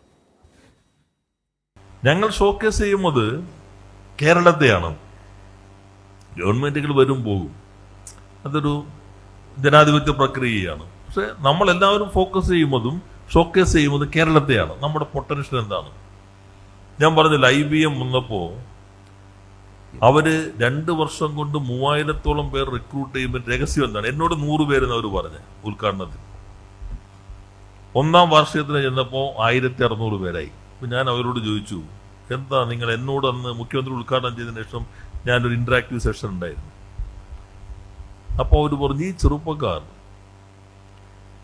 ഈ 1 വർഷത്തിനുള്ളിൽ 2 സക്സസ്ഫുൾ ടൂൾ ഡെവലപ്പ് ചെയ്തു. അതൊന്ന് ഫേസ്ബുക്ക് ഉപയോഗിക്കുന്ന AI ടൂളാണ്, മറ്റൊന്ന് ഡെൽറ്റ എയർലൈൻ ഉപയോഗിക്കുന്ന ടൂളാണ്. അത്രയും പൊട്ടൻഷ്യൽ നമ്മുടെ ചെറുപ്പക്കാർക്കുണ്ട്, മലയാളിക്കുണ്ട്. അതാണ് ഞങ്ങൾ ഇവിടെ തന്നെ ഫോക്കസ് ചെയ്യുന്നത് എന്നവർ പറയുകയുണ്ടായി. അപ്പോൾ നമ്മുടെ പൊട്ടൻഷ്യൽ വളരെ നന്നായിട്ടുണ്ട്. ഇനിയിപ്പോൾ ഒരു 2 വർഷം കൊണ്ട് തന്നെ നമ്മുടെ കിൻഫ പാർക്ക് നമുക്കിവിടെ പൂർണ്ണമായിട്ടും പ്രവർത്തന സജ്ജമാകും. ഇപ്പോൾ നിങ്ങൾ പത്രത്തിൽ വായിച്ചിട്ടുണ്ടാവും. റൈറ്റ്. ശ്രീ KJ ജേക്കബ്, ഇപ്പോൾ നമ്മൾ ഇതൊരു രാഷ്ട്രീയ തർക്കത്തിൽ മുന്നോട്ട് കൊണ്ടുപോകേണ്ട പ്രശ്നമേ അല്ല. അതിനപ്പുറത്തേക്ക് കേരളത്തിൻ്റെ മാറ്റം, അതിപ്പോൾ കിൻഫ്ര ആരാരംഭിച്ചു, ഇൻഫോ പാർക്ക് ആരാരംഭിച്ചു, 2016 വരെയുള്ള കണക്കുമായി കോൺഗ്രസ് നയിക്കുന്ന UDF നിൽക്കുക എന്ന നിലയ്ക്കല്ല പ്രതിപക്ഷം അതിനെ സമീപിക്കേണ്ടത്. സർക്കാർ, ഇപ്പോൾ രാജീവ് പറഞ്ഞതുപോലെ സർക്കാർ ഒരു തുടർച്ചയാണ്. രാഷ്ട്രീയമായ ഭിന്നാഭിപ്രായങ്ങളൊക്കെ കാണും, അത് രാഷ്ട്രീയമായി അവതരിപ്പിക്കുക. പക്ഷേ വികസനത്തിൻ്റെ കാര്യത്തിൽ ആ തുടർച്ച ഏറ്റെടുത്ത് മുന്നോട്ട് പോയപ്പോൾ ഈ സർക്കാർ, അതിൻ്റെ ഈ 2ാം ഭരണം ഇക്കാര്യങ്ങളിൽ എത്രമാത്രം മികവ് കാഴ്ചവെക്കുന്നു എന്ന ഒരു പൊതു അഭിപ്രായമാണ് താങ്കളിൽ നിന്ന് ആദ്യമായി അറിയാൻ ആഗ്രഹിക്കുന്നത്. പ്രത്യേകിച്ച് വസ്തുതകളും രേഖകളും കണക്കുകളും ഒക്കെ നമ്മുടെ മുമ്പിൽ വന്നു കഴിഞ്ഞു. പക്ഷേ ഇത് കോൺഗ്രസ് അംഗീകരിക്കുന്നില്ല. ഡാറ്റാ ബേസ്ഡ് ആയിട്ട് സംസാരിക്കുമ്പോൾ അത് അംഗീകരിക്കുന്നില്ല എന്ന് കോൺഗ്രസ് പറഞ്ഞതുകൊണ്ടായോ യാഥാർത്ഥ്യം അപ്പോൾ കോൺഗ്രസ് എതിർത്തതുകൊണ്ട് യാഥാർത്ഥ്യം ഇല്ലാതാകുന്നില്ലല്ലോ? എനിക്ക് തോന്നുന്നു ശ്രീ വസന്ത് സിറിയക്ക് ഇപ്പോൾ പറഞ്ഞതാണ് കോൺഗ്രസിൻ്റെ ആറ്റിറ്റ്യൂഡ് എങ്കിൽ നമ്മളതിൽ ഗുസ്തി പിടിക്കേണ്ട ഒരാവശ്യമില്ല. അത് വളരെ സെൻസിബിളായിട്ടൊരു അഭിപ്രായമാണ്. ശ്രീ കുഞ്ഞാലിക്കുട്ടി കഴിഞ്ഞ ദിവസം അതിനെക്കുറിച്ച് പറഞ്ഞിരുന്നു. ഞങ്ങളാണ് ഇതിൻ്റെ സൃഷ്ടിച്ച ആളുകളെന്ന് പറയുന്നത്. നല്ല കാര്യമാണ്, എനിക്കതിൽ അഭിപ്രായ വ്യത്യാസമില്ല. ഞാനിത് നേരത്തെയും പറഞ്ഞിട്ടുണ്ട്. ഉമ്മൻചാണ്ടി സർക്കാരിൻ്റെ ആദ്യ ഘട്ടത്തിൽ സ്റ്റാർട്ടപ്പുകൾക്ക് വളരെയധികം പ്രൊമോഷൻ കിട്ടി. പക്ഷേ അതിൻ്റെ അകത്ത് ചില കള്ളനാണയങ്ങൾ കടന്നു കയറി അത് അലമ്പാക്കി. പിന്നെ അതിനകത്ത് തുടർച്ചയുണ്ടായില്ല സത്യത്തിൽ. പിന്നെ ഇപ്പോഴാണ് ഉണ്ടാകുന്നത്. നമ്മളിതിനെ കാണേണ്ടത് കണക്കുകളുടെ മാത്രം അടിസ്ഥാനത്തിലല്ല. ഞാനിതിനെ കാണുന്നത് ഈ കഴിഞ്ഞ ഈ സർക്കാർ അധികാരത്തിൽ വന്നതിന് ശേഷം ശ്രീ രാജീവിൻ്റെ നേതൃത്വത്തിൽ നടത്തിയ ചില അടിസ്ഥാനപരമായ ചില പ്രവർത്തനങ്ങളുണ്ട്. ഈ പ്രവർത്തനങ്ങൾ ഒന്ന് എന്നുള്ളത് ഈ സംരംഭക വർഷം, സത്യത്തിൽ ഞാനതിപ്പോഴും വിശ്വസിക്കുന്നു, ഈ 3 ലക്ഷം നമ്പറിലല്ല നമ്മൾ ഊന്നേണ്ടത്. അത് ആ നമ്പർ വന്നപ്പോൾ നമ്മുടെ നാട്ടിലെ ബ്യൂറോക്രസിയുടെ ആറ്റിറ്റ്യൂഡ് മാറ്റുക എന്നുള്ള വലിയ ഭഗീരഥ പ്രയത്നമാണ് സർക്കാർ നടത്തിയത്. നമ്മൾ ഈ ആദ്യത്തെ വർഷം 1 ലക്ഷം സംരംഭം എന്ന് പറയുമ്പം 1000 പഞ്ചായത്താണ് കേരളത്തിലുള്ളത്. അപ്പോൾ 1000 പഞ്ചായത്ത് കേരളത്തിലുണ്ടാകുമ്പോൾ ഒരു പഞ്ചായത്തിൽ ഓൺ ആൻ ആവറേജ് 100 സംരംഭകർ ഓൺ ആൻ ആവറേജ്. നമ്മുടെ കേരളത്തിലെ ഒരു സാധാരണ സംരംഭകൻ്റെ ഏറ്റവും വലിയ പ്രശ്നമെന്നുള്ളത് പഞ്ചായത്ത് ബ്യൂറോക്രസിയാണ്. നിങ്ങളൊരു എത്രയോ കഥകൾ നമുക്കറിയാം. ഒരു പത്രപ്രവർത്തനം നിലയ്ക്ക് നമുക്കൊക്കെ അറിയാവുന്ന കേസുകൾ എന്തുമാത്രം പത്രങ്ങൾ വന്നിട്ടുണ്ട്. ഒരു ചെറിയ ലൈസൻസിന് വേണ്ടി ഓടിക്കുന്ന ഒരു പരിപാടി ഉണ്ടായിരുന്നു. ആ പരിപാടി ഈ സർക്കാർ നിർത്തിച്ചു. അതിനു പകരം നിയമസഭയിൽ കുറേയധികം ഈ അനാവശ്യമായിട്ടുള്ള നിയമങ്ങൾ സർക്കാർ വേണ്ടെന്ന് വെച്ചു. പിന്നെ നിങ്ങൾക്കൊരു ഡീംഡ് ലൈസൻസ്, നിങ്ങൾ അത്യാവശ്യം രേഖകൾ ഉപയോഗിച്ച് നിങ്ങളൊരു ഒരു ആപ്ലിക്കേഷൻ അപ്ലോഡ് ചെയ്താൽ നിങ്ങൾക്കൊരു ഡീംഡ് ലൈസൻസ് കിട്ടും. ആ ലൈസൻസ് വെച്ച് നിങ്ങൾ പ്രവർത്തിക്കുക. ബാക്കി നിങ്ങളുടെ ലൈസൻസ് കണ്ടീഷൻസുള്ള കംപ്ലയിൻസ് നിങ്ങളൊരു 3 വർഷം കൊണ്ട് 3 വർഷം പറ്റിയാണെന്ന് എനിക്ക് തോന്നുന്നു, അതിനുള്ളിൽ നിങ്ങളെ പ്രോപ്പർ ലൈസൻസ് എടുത്താൽ മതി. അപ്പം ഇത് സാധാരണഗതിയിൽ 5-6 മാസം അല്ലെങ്കിൽ ചിലപ്പം വർഷങ്ങളോളം, ചിലപ്പോൾ ഏതെങ്കിലും ഒരു പഞ്ചായത്ത് സെക്രട്ടറിക്ക് ഒരു ഉടക്ക് തോന്നിക്കഴിഞ്ഞിട്ടുണ്ടെങ്കിൽ പരിപാടി മുമ്പോട്ട് പോകാത്ത അവസ്ഥ കേരളം മുഴുവനുണ്ടായിരുന്നു. ആ സംഭവത്തെ ടെക്നോളജി ഉപയോഗിച്ച് മറികടന്നു. അത് വെറുതെ മറികടക്കുകയല്ല ചെയ്തത്. അത് ഈ സ്റ്റേക്ക് ഹോൾഡേഴ്സ് ആയിട്ടുള്ള ഈ മനുഷ്യർ, ഈ ചേംബേഴ്സ് ഓഫ് കോമേഴ്സുമായിട്ടും ഈ ഓൺട്രപ്രണർമാരുടെ ഗ്രൂപ്പുകളുമായിട്ടും ചർച്ച ചെയ്ത് അവരുടെ പ്രശ്നങ്ങൾ മനസ്സിലാക്കി അത് മന്ത്രിസഭയിൽ കൊണ്ടുവന്ന് അത് നിയമസഭയിൽ കൊണ്ടുവന്ന് അതിൻ്റെ ആ പ്രശ്നങ്ങൾ മാറ്റിക്കൊടുത്തു. ഇതൊക്കെ നിയമപരമായിട്ട് ചെയ്തെടുക്കണമെങ്കിൽ നമുക്കറിയാം വളരെ പ്രശ്നങ്ങളുണ്ട്. കാരണം ഇത് ഉദ്യോഗസ്ഥന്മാരെ സംബന്ധിച്ചിടത്തോളം അവരുടെ കയ്യിൽ നിന്ന് അധികാരം പോകുന്നതാണ്. അതിൽ ഭയങ്കര റെസിസ്റ്റൻസ് ഉണ്ട്. ഇതൊക്കെ മറികടന്ന്, അതുകൊണ്ടാണ് ഇപ്പോൾ അദ്ദേഹം രാജീവ് പറയുമ്പോൾ 2 മിനിറ്റ് കൊണ്ട് രജിസ്ട്രേഷൻ കിട്ടിയെന്ന് പറഞ്ഞു കഴിയുമ്പം ഇത് വിശ്വസിക്കാൻ പറ്റാത്തത്. അവരോട് ചോദിച്ചു നോക്കി, ഇത് അനുഭവിക്കുന്ന ആളുകളാണ് പറയുന്നത്. നമ്മളത് ബേസിക് ആയിട്ടുള്ള കാര്യങ്ങൾ കൊടുത്തു കഴിഞ്ഞിട്ടുള്ള ഒരു ഡീംഡ് ലൈസൻസ് കിട്ടും. അത് വളരെ വലിയ കാര്യമാണ്. രണ്ടാമത്തെ ഒരു പ്രധാനപ്പെട്ട പ്രശ്നം, അത് പിന്നെ ഇപ്പം കിറ്റക്സുകാരനുമായി ബന്ധപ്പെട്ട വിവാദം നമ്മൾ ഓർക്കുക. നമ്മുടെ നാട്ടിലെ പിന്നെ നിയമങ്ങൾ പ്രകാരം ഇപ്പം എന്നോടൊരു ഓൺട്രപ്രണർ, കേരളത്തിലെ ഒരു പ്രധാനപ്പെട്ട വ്യവസായി എന്നോട് പറഞ്ഞത് 27 സർക്കാർ ഡിപ്പാർട്ട്മെൻറ്റുകൾക്ക് 27 ഉദ്യോഗസ്ഥന്മാർക്ക് ആ കമ്പനിയിൽ കയറി ഇൻസ്പെക്ഷൻ നടത്താം. അങ്ങനെ ഒരു ഇൻസ്പെക്ഷൻ്റെ ഭാഗമായിട്ടാണ് കിറ്റക്സ് ബഹളം ഉണ്ടാക്കിയത്. ഇപ്പോൾ സർക്കാർ എന്ത് ചെയ്തു? അങ്ങനെ തോന്നുമ്പോൾ ഉദ്യോഗസ്ഥന്മാർക്ക് ഇൻസ്പെക്ഷൻ നടത്തുന്ന പരിപാടി നിർത്തിച്ചു. അതിന് പകരം വേറൊരു ടെക്നോളജി ഡ്രിവനായിട്ടൊരു സമ്പ്രദായം കൊണ്ട് ഇങ്ങനെ ഈ വ്യവസായികളും ഓൺട്രപ്രണേഴ്സും നേരിടുന്ന പ്രശ്നങ്ങൾക്ക് ഗ്രാസ് റൂട്ട്സ് ലെവലിൽ പരിഹാരം കണ്ടെത്തി എന്നുള്ളതാണ് സത്യത്തിൽ അതിൻ്റെ കൂടി ഭാഗമാണ്. അതായത് ഇപ്പം ഞാൻ നേരത്തെ പറയാം, ഒരു പഞ്ചായത്തിൽ 100 പേര് വെച്ച് വന്നു കഴിയുമ്പോൾ പഞ്ചായത്ത് സെക്രട്ടറി ഗുരുഷ്ട് കാണിക്കാൻ കുറച്ച് ബുദ്ധിമുട്ടുണ്ടാവും. ഈ ഇൻസ്പെക്ഷൻ എന്ന് പറയുന്നത് ഒരു ട്രാൻസ്പെറൻറ്റ് പ്രോസസ്സായി കഴിഞ്ഞപ്പം ഇപ്പം കേരളത്തിൽ പിന്നെ നിങ്ങളൊരു കുഞ്ഞു സംരംഭം തുടങ്ങാനാണെങ്കിൽ ബ്യൂറോക്രസി നിങ്ങളെ ഓടിക്കില്ല എന്നൊരു ഉറപ്പ് ഈ സർക്കാർ ഉണ്ടാക്കിയിട്ടുണ്ട്. അതിൻ്റെ ഫലമാണ് സത്യത്തിൽ ആ നമ്പറുകളല്ല, ഈ 3 ലക്ഷം എന്നുള്ള നമ്പറുകളല്ല എന്നെ ആകർഷിക്കുന്നത്. ഈ പ്രോസസ്സ്, നിങ്ങൾക്കൊരു വ്യവസായം നടത്തി ഇവിടെ മുമ്പോട്ട് കൊണ്ടുപോകാനുള്ള ആ പ്രോസസ്സിനെ നമ്മുടെ നാട്ടിലെ ബ്യൂറോക്രസി ഞെരിക്കില്ല എന്നൊരു ഉറപ്പ് ഈ സർക്കാർ ഉണ്ടാക്കിയിട്ടുണ്ട്. അതാണ് സത്യത്തിൽ നമ്മൾ സെലിബ്രേറ്റ് ചെയ്യേണ്ടത്. അത് നിങ്ങൾ ചോദിച്ചാൽ അതിനുവേണ്ടി കൈവക്കാൻ വേണ്ടി നമ്മുടെ നാട്ടിലെ ഈ 3 ലക്ഷം ആളുകളും ഉണ്ടാവും. അതിൻ്റെ അകത്ത് എത്ര സക്സസ്ഫുള്ളായി, അതിൻ്റെ അകത്ത് എത്രത്തോളം തൊഴിൽ കൊടുത്തു, എത്രത്തോളം ഇൻവെസ്റ്റ്മെൻറ്റ് വരുന്നു എന്നുള്ളതൊക്കെ നമ്മൾ ഇനി അങ്ങോട്ട് കാണാനിരിക്കുന്നതേ ഉള്ളൂ. എന്നെ സംബന്ധിച്ചിടത്തോളം നമ്മുടെ മുമ്പിൽ കോൺക്രീറ്റ് ആയിട്ടുള്ള ഫാക്റ്റ് എന്നുള്ളത് ഇവിടെ ഒരു ഓൺട്രപ്രണർക്ക് മനസമാധാനത്തോടു കൂടി ബിസിനസ് ചെയ്യാനുള്ള ഒരു അവസ്ഥ ഈ സർക്കാർ ഉണ്ടാക്കി വെച്ചിട്ടുണ്ട്. അത് ചെറിയ കാര്യമല്ല. നിശ്ചയമായും അതുകൊണ്ട് തന്നെയാണ് താങ്കളിപ്പോൾ സൂചിപ്പിച്ചതുപോലെ രാഷ്ട്രീയമായ നിലപാടുകളുള്ള അല്ലെങ്കിൽ മുന്നണി രാഷ്ട്രീയം നിലനിൽക്കുന്ന അല്ലെങ്കിൽ രാഷ്ട്രീയ പാർട്ടികൾ ഭരിക്കുമ്പോൾ തങ്ങൾ ആ രാഷ്ട്രീയ പാർട്ടിക്ക് അനുകൂലമായിട്ടാണോ ഞങ്ങൾ പറയുന്ന ഓരോ വാക്കും അല്ലെങ്കിൽ വാക്യവും വാചകവും മാറുക എന്ന ആശങ്കയുണ്ടെങ്കിൽ ഈ ബിസിനസ്സുകാരൊന്നും സാധാരണ അഭിപ്രായം പറയില്ല. പക്ഷേ ഇപ്പോൾ അവരുടെ അനുഭവങ്ങളൊക്കെ അവർ തുറന്നു പറയുന്നത് തന്നെ താങ്കൾ ഈ പറഞ്ഞതുപോലെ സംരംഭകർക്ക് ആത്മവിശ്വാസത്തോടു കൂടി വരാം, ബ്യൂറോക്രസി അവരെ വലയ്ക്കില്ല, ഇട്ട് നടത്തിക്കില്ല, ചുവപ്പ് നാടയിൽ കുരുങ്ങില്ല, അതിന് നിയമപരമായിട്ടുള്ള നിയമനിർമ്മാണത്തിലൂടെ മാറ്റം കൊണ്ടുവരുന്നു എന്നൊരു സംവിധാനം ഉണ്ടാക്കിയതുകൊണ്ട് തന്നെയാണ് അവർ ഓരോരുത്തരും അത് തുറന്നു പറയുന്നത്, നമ്മളൊക്കെ കേൾക്കുന്നതിനും അത് ഇടയാക്കിയിട്ടുള്ളത്. പക്ഷേ അവിടെ ശ്രീ എം ജയചന്ദ്രൻ, ഇതാകെ ഒരു പ്രൊപ്പഗൻഡയാണ് എന്ന നിലയിൽ ഒരു ഭാഗത്ത് വസന്ത് സിറിയക്ക് തരൂരിൻ്റെ ലേഖനത്തെ അനുകൂലമാക്കി സംസാരിക്കാൻ ശ്രമിക്കുന്നു. അപ്പോഴാണ് ഏത് സ്റ്റാറ്റിസ്റ്റിക്സ് വെച്ചാണ് സംസാരിച്ചത്, തരൂർ സംസാരിച്ചതെന്ന് ചോദിക്കുന്ന വി ഡി സതീശൻ ഒരു ഭാഗത്ത്.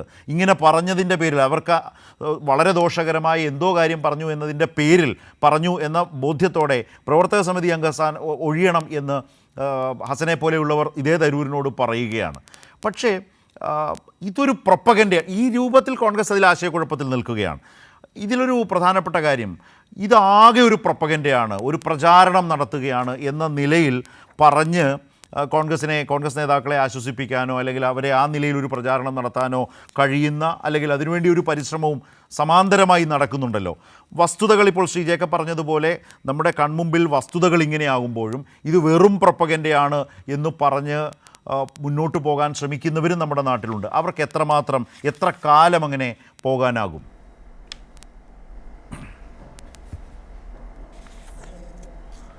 കോൺഗ്രസ്സിന് ഈ വിഷയത്തിൽ വലിയ അമളി പിണഞ്ഞോ എന്ന് ദേശീയ നേതൃത്വം ഹൈക്കമാൻഡിന് വ്യക്തമായി മനസ്സിലായതുകൊണ്ടാണല്ലോ ഇനി ഈ വിഷയത്തിൽ കടിച്ചു തൂങ്ങണ്ട, പല്ലിൽ കടിച്ച് കല്ല് കളയണ്ട എന്ന് പറഞ്ഞിട്ടുള്ളത്. അതൊരു കാര്യം. സ്ഥലത്തെ മറ്റ് പ്രധാനപ്പെട്ട കാര്യം എന്ന് പറഞ്ഞാൽ ശശി തരൂർ ഇന്ത്യൻ എക്സ്പ്രസ്സിൽ ലേഖനം എഴുതിയതിൻ്റെ പേരിലല്ല മന്ത്രി പി രാജീവ് ഞങ്ങൾ ഇവിടെ ചെറുത് ഷോക്കേസ് ചെയ്തിട്ടുണ്ടെന്ന് പറയുന്നത്. അതാദ്യം നമ്മൾ കാണുന്നത് കഴിഞ്ഞ മാസം രാജീവ് ഉദ്യോഗസ്ഥ സംഘവും ദാവോസിൽ ചെന്നപ്പോൾ ചന്ദ്രബാബു നായിഡു പറഞ്ഞ ഈസ് ഓഫ് ഡൂയിങ് ബിസിനസ്സിൽ നിങ്ങൾ ഇത്രയേറെ മുന്നേറിയിരിക്കുന്നു എന്ന ആ ഒരു പ്രസ്താവനയിലാണ് തുടങ്ങുന്നത്. പിന്നീട് പിന്നെ കാണുന്നത് ഇന്ത്യ സ്കിൽസ് റിപ്പോർട്ടിലാണ് കാണുന്നത്. അവിടെ വരുമ്പോഴേക്ക് കേരളത്തിൽ അതാണ് പ്രധാനപ്പെട്ട ചില വസ്തുതകൾ അവിടെ കാണുന്നുണ്ട്. പുരുഷന്മാർക്കും സ്ത്രീകൾക്കും കേരളത്തിൽ ഇന്ത്യയിലെ മറ്റ് സംസ്ഥാനങ്ങളിൽ നിന്ന് കമ്പാരിറ്റീവ്ലി ലഭിക്കുന്ന ഉയർന്ന വേതനത്തിൻ്റെ സ്റ്റഡി ഉൾപ്പെടെയാണ് ആ റിപ്പോർട്ട് കാണിക്കുന്നത്. ഇന്ത്യ റേറ്റ്സ് ആൻഡ് റേറ്റിംഗ്സ് എന്ന് പറഞ്ഞ് മറ്റൊരു റിപ്പോർട്ടിലാണെന്നുണ്ടെങ്കിൽ നമ്മുടെ ഈ സാലറി അനാലിസിസ് ആണ് അവിടെ പറയുന്നത്. സാലറി അനാലിസിസ് എന്ന് പറഞ്ഞാൽ നമ്മുടെ ഈ ശമ്പള തൊഴിലുകൾ, പിന്നെ ഈ കോൺട്രാക്ട് തൊഴിലുകൾ, ഡെയിലി വേജസുകാർ, പിന്നെ ഗിഗ് ലേബേഴ്സ്, ഇങ്ങനെ ഈ 4 മേഖലകളും ചേർത്താണ് പറയുന്നത്. അതിലൊക്കെയും കേരളം നിൽക്കുന്നത് ഇന്ത്യയിൽ തന്നെ ഏറ്റവും മികച്ച നിലയിലാണ്.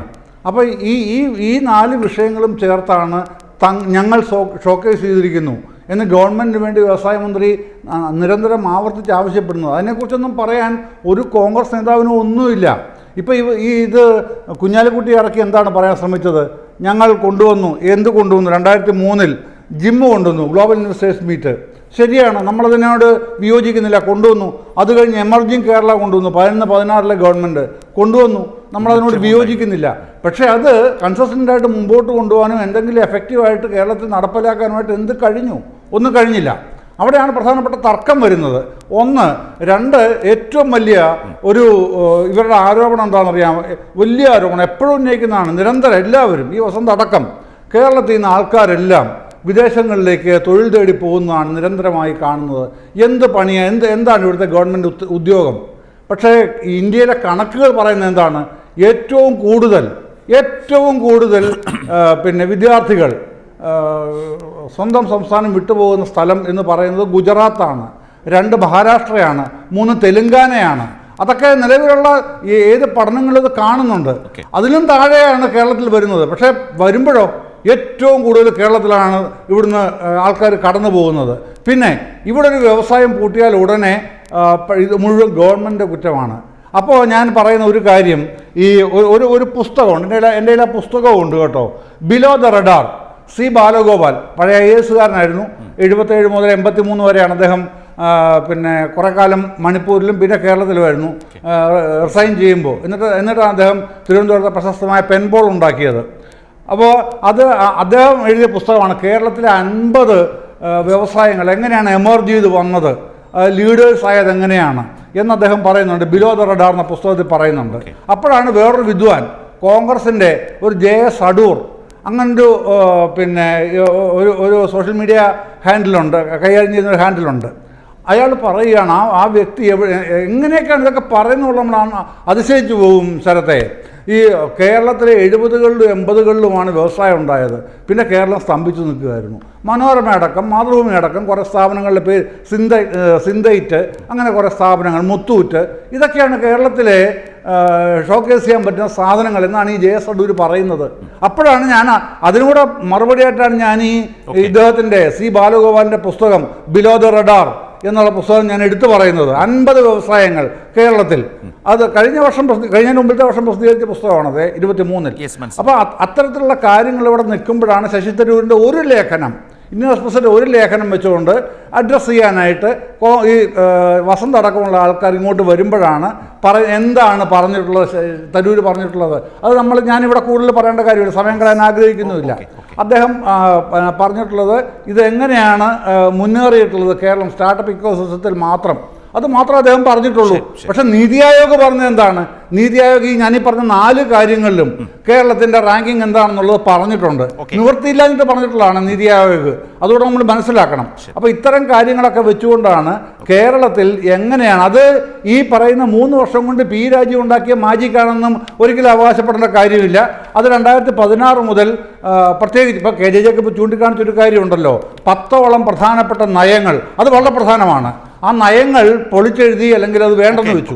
അങ്ങനെയാണ് ആൾക്കാർക്ക് കൂടുതൽ അക്സസിബിലിറ്റി കിട്ടുന്നത് ഈ വ്യവസായ രംഗത്ത്. അതുകൊണ്ട് അതിനകത്ത് കാര്യം. പിന്നെ ഈ എമർജിംഗ് കേരളയും മറ്റേ നേരത്തെ നടത്തിയ ജിമ്മും ഒക്കെ അതിൻ്റെയൊക്കെ തുടർച്ചയായിട്ട് ഇതിനെ കാണുന്നതിലാണ് എനിക്കും യോജിപ്പ്. പക്ഷെ അന്ന് പറ്റിയ പരാജയങ്ങൾ പറഞ്ഞു പോകുന്നതാണ് നല്ലത്.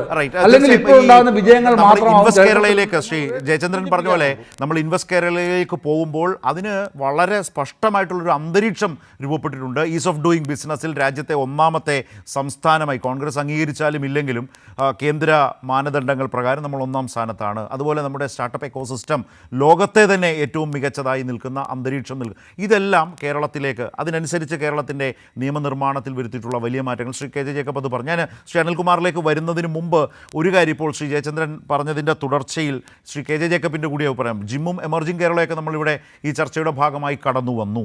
മാധ്യമപ്രവർത്തകർ എന്ന നിലയിൽ നിങ്ങളുടെ ഒരു സ്വതന്ത്ര നിരീക്ഷണം പ്രസക്തമാകും. അവിടെ തന്നെയാണ് ഇപ്പോൾ JS അടൂരിൻ്റെ പോസ്റ്റിനെ കുറിച്ച് ശ്രീ ജയചന്ദ്രൻ സൂചിപ്പിച്ച ഒരു പ്രധാന, അതായത് ഇതൊരു പ്രൊപ്പഗൻഡയാണ്, മന്ത്രി രാജീവൻ നടത്തുന്ന പ്രൊപ്പഗൻഡ മാത്രമാണ്. 2000-ന് ശേഷം ഒന്നും വന്നിട്ടില്ലല്ലോ. പണ്ട് മനോരമ വന്നു, MRF വന്നു, അല്ലെങ്കിൽ മുത്തൂറ്റ് വന്നു.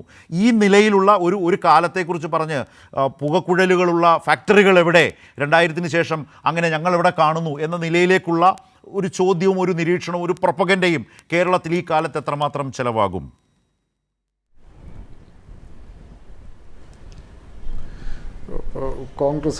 അദ്ദേഹം കോൺഗ്രസ്സുകാരനാണോ എന്ന് എനിക്കറിയത്തില്ല. ഇങ്ങനെ സെൽഫ് ഗോൾ അടിക്കാൻ തുടങ്ങി കഴിഞ്ഞിട്ടുണ്ട്, വലിയ പ്രശ്നമാണ്. കേരളത്തിൽ ഇത് മുമ്പ് നടന്ന 2 വലിയ ബിസിനസ് മീറ്റുകൾ, ഗ്ലോബൽ ഇൻവെസ്റ്റർ മീറ്റും എമർജിംഗ് കേറും, രണ്ടും വൻ പരാജയമാണെന്നാണ് അദ്ദേഹം പറയുന്നത്. രണ്ടും UDF സർക്കാർ നടത്തിയതാണ്. 1980-കളിലും 90-കളിലും മാത്രമേ വ്യവസായം വന്നിട്ടുള്ളൂ. അതിനുശേഷം കേരളത്തിൽ വ്യവസായം ഒന്നും വന്നില്ല എന്ന് പറഞ്ഞാൽ UDF സർക്കാരുകൾ, AK ആന്റണി സർക്കാരും ഉമ്മൻചാണ്ടി സർക്കാരും നടത്തിയ 2 വലിയ വ്യവസായ മീറ്റുകൾ വൻ പരാജയമാണ് എന്ന് അദ്ദേഹം പറയുകയാണ്. എനിക്കതിനോട് തീരെ യോജിപ്പില്ല. കാരണം ഇതൊരു ക്ലൈമറ്റ് സൃഷ്ടിക്കുക, പിന്നെ ഇതൊരു കണ്ടിന്യൂസ് ആയിട്ടൊരു പ്രോസസ്സ്. അത് നിർബന്ധമാണ്. അതിപ്പോൾ ഏത് സർക്കാർ വന്നാലും ഒരു കണ്ടിന്യൂസ് പ്രോസസ്സ്. ഇപ്പം നോക്കിക്കോ, ഈ നിയമങ്ങളൊക്കെ ഉണ്ടാകുകയും ഡീംഡ് ലൈസൻസ് പ്രോസസ്സ് ഉണ്ടാകുകയും ഇതൊരു വലിയൊരു അഷുറൻസാണ്. അടുത്ത സർക്കാർ വന്നിട്ട് ഈ ഡീംഡ് ലൈസൻസ് പ്രോസസ്സ് എടുത്ത് കളയുന്നു, ഇൻസ്പെക്ഷൻ പഴയ പോലെ ആക്കുന്നു എന്ന് പറഞ്ഞു കഴിഞ്ഞിട്ടുണ്ടെങ്കിൽ ഇത് അതേപടി തീരും. ഈ നമ്മളിപ്പോൾ ഈ കാണുന്നതൊക്കെ അതേപടി തീരും. അപ്പോൾ അതിന് നമുക്ക് ആവശ്യമുള്ള സാധനങ്ങൾ മാത്രമായിട്ട് പിക്ക് ആൻഡ് ചൂസ് ചെയ്ത് കഥയുണ്ടാക്കുമ്പോഴുള്ള പ്രശ്നമാണ് ഇപ്പം നിങ്ങൾ പറഞ്ഞ പോസ്റ്റിൻ്റെ അകത്ത് വരുന്നത്. കാരണം 2000-ന് ശേഷം വ്യവസായങ്ങൾ വന്നിട്ടില്ലാണ്. കാരണം ഒന്നാമത് 2000-ന് ശേഷമാണ് നമുക്കൊരു തിരിച്ചറിവ് വരുന്നത്, നമുക്കിനി മേലാൽ വലിയ തോതിലുള്ള മാനുഫാക്ചറിങ് കമ്പനികൾ നമുക്ക് കേരളത്തിൽ പറ്റില്ല. പരിസ്ഥിതി മനുഷ്യരുടെ ബോധം കൂടി നമുക്കത് അഫോർഡ് ചെയ്യാൻ പറ്റില്ല എന്നൊരു തോന്നൽ വന്നു. നമ്മൾ മെല്ലെ IT, ടൂറിസം ഈ രംഗത്തിലേക്ക് വന്നു. നമ്മൾ വേണ്ടത്ര മുന്നേറിയിട്ടുണ്ടോ എന്ന് വെച്ചാൽ ഇല്ല. അതിനുവേണ്ടി ഒരു ശ്രമം നടത്തി കഴിയുമ്പം അങ്ങനെ അല്ല എന്ന് കോൺഗ്രസ്സുകാർ പറഞ്ഞു കൊടുക്കും മാത്രമേ നമുക്ക് അഭിപ്രായ വ്യത്യാസമുള്ളൂ. ഇപ്പോൾ ശ്രീ വസന്ത് ശ്രീക്ക് പറഞ്ഞതുപോലെയാണ് പറയുന്നതെങ്കിൽ ഞങ്ങളതിൽ ചേർന്നിട്ടുണ്ടെന്ന് പറയുകയാണെങ്കിൽ നമുക്കെന്താ, ശ്രീ രാജീവ് നിരന്തരം പറഞ്ഞുകൊണ്ടിരിക്കുന്നുണ്ട് സർക്കാരുകൾ മാറും, പക്ഷേ നിങ്ങൾ കേരളത്തിനെതിരെ സംസാരിക്കരുതെന്ന് മാത്രമേ രാജീവ് പറയുന്നത്. രാജീവ് കൃത്യമായിട്ട് പറയും, ഞങ്ങളെക്കാൾ നല്ലപോലെ നിങ്ങൾ ചെയ്യുമെന്നല്ലേ നിങ്ങൾ പറയേണ്ടത് എന്ന് തന്നെ രാജീവ് ചോദിച്ചു. അപ്പം LDF സർക്കാരിനേക്കാൾ നല്ലപോലെ UDF സർക്കാർ ചെയ്തിട്ടുണ്ട് എന്ന് ഒരു വശത്ത് വസന്ത് ശ്രീക്കിനെ പോലെ ആൾക്കാർ പറയുകയും, ഇപ്പം നിങ്ങൾ പറഞ്ഞ JS അടൂരിനെ പോലെ ഇല്ല, അങ്ങനെയൊന്നും നടന്നിട്ടില്ല, ജിമ്മും എമർജിങ് കെയറിലൊക്കെ അതല്ല അതിൻ്റെ. അങ്ങനെ അങ്ങോട്ടും ഇങ്ങോട്ടും പറഞ്ഞു തീർക്കേണ്ട, അല്ലെ ശശി തരൂർ അങ്ങനെ പറഞ്ഞു തീർക്കേണ്ട ഒരു കാര്യമല്ല. ഇതിൻ്റെ അകത്തൊക്കെ ചിലപ്പോൾ സക്സസ് ഉണ്ടായിട്ടുണ്ടാവും. ഇതിൻ്റെയൊക്കെ ഭാഗമായിട്ട് ചിലപ്പം കേരളം എന്ന് പറയുന്ന ഈ സംസ്ഥാനം ചില കമ്പനികളുടെ റഡാറിൽ വന്നിട്ടുണ്ടാവും. ചിലപ്പോൾ അവർ ഇനിയും ഇൻവെസ്റ്റ്മെൻറ്റ് നടത്താൻ തയ്യാറാവും. നമ്മളതിനെ ഒരു തുടർച്ചയായിട്ട് കണ്ടു കഴിഞ്ഞിട്ടുണ്ടെങ്കിൽ ഈ പ്രശ്നങ്ങൾ ഉണ്ടാവില്ല. രാജീവ് സ്ഥിരം പറഞ്ഞുകൊണ്ടിരിക്കുന്ന കാര്യമാണിത്. നിങ്ങൾ ദയവ് ചെയ്ത് ഇതിനെ ഒരു തുടർച്ചയായിട്ട് കാണും, ഞങ്ങൾക്ക് മാത്രമായിട്ട് ഇത് തരേണ്ടതില്ല എന്ന് അദ്ദേഹം പല പ്രാവശ്യം പറഞ്ഞിട്ടുണ്ട്.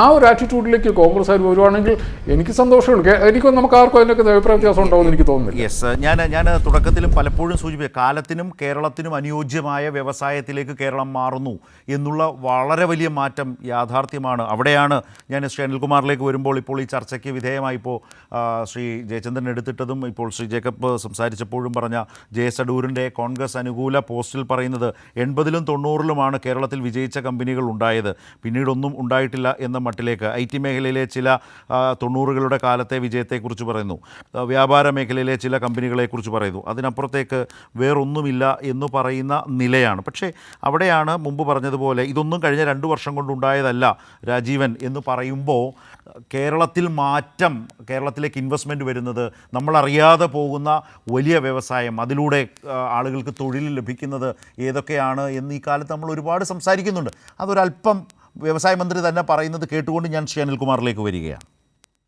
3600 കോടി ടേൺ ഓവറുള്ള ലോകത്തിലെ ഏറ്റവും വലിയ ഒലിയോറസിൻ മാനുഫാക്ചറിംഗ് കമ്പനി കേരളത്തിലാണ്.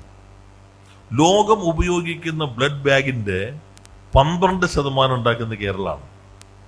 ബ്ലഡ് ബാഗ് ഉണ്ടാവുമല്ലോ, ബ്ലഡ് വരുന്ന, അത് ലോകം ഉപയോഗിക്കുന്നുണ്ട്. ഇന്ത്യയെല്ലാം പറഞ്ഞ കേരളമല്ല, ലോകം ഉപയോഗിക്കുന്നതിന്റെ 12% കേരളത്തിലെ തെർമൽ പെൻബോൾ എന്ന് പറഞ്ഞ കമ്പനിയാണ് ഉൽപ്പാദിപ്പിക്കുന്നത്.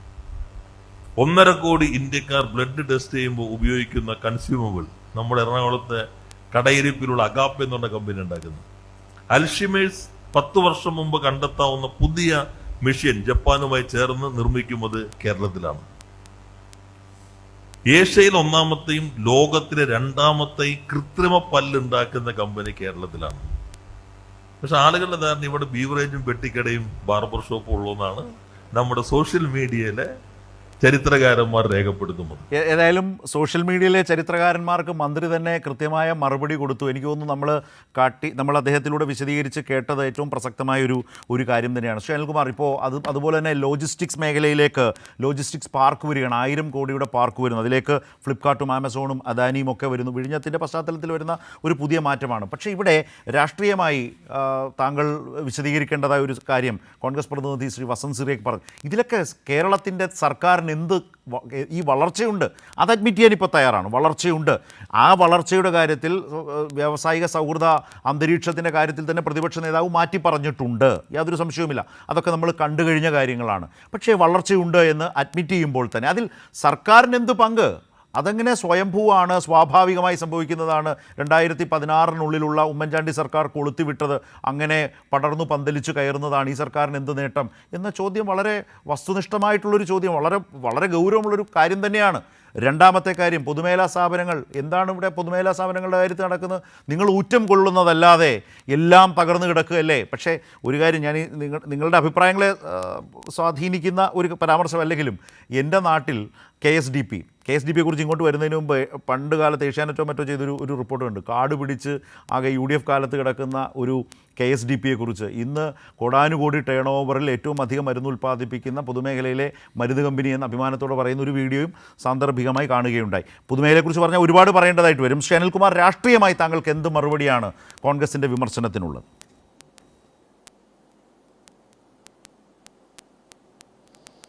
ഈ ഫാക്സിൻ്റെ കാര്യത്തിൽ VD സതീശൻ ചെയ്യുന്ന ഏറ്റവും വലിയ തെറ്റ്, അല്പമൊക്കെ വായിക്കുകയും പഠിക്കുകയും ചെയ്യുന്ന ശ്രീ വസന്ത് ശ്രീകനെ പോലെ ആളുകളെ പോലും വെട്ടിലാക്കുകയാണ്. കാരണം VD സതീശൻ്റെ ആഫീസ് കൊടുക്കുന്ന ഡാറ്റ എന്ന് പറയുന്നത് മാരകമാണ്, ആത്മഹത്യാപരമാണ്. ഏറ്റവും അവസാനം കേരള നിയമസഭയിൽ വെച്ചിട്ടുള്ള C&G റിപ്പോർട്ട് വായിക്കും. കേരളത്തിലെ പൊതുമേഖലാ സ്ഥാപനങ്ങളുടെ കഴിഞ്ഞ വർഷത്തെ ലാഭം 1262 കോടി രൂപയാണ്.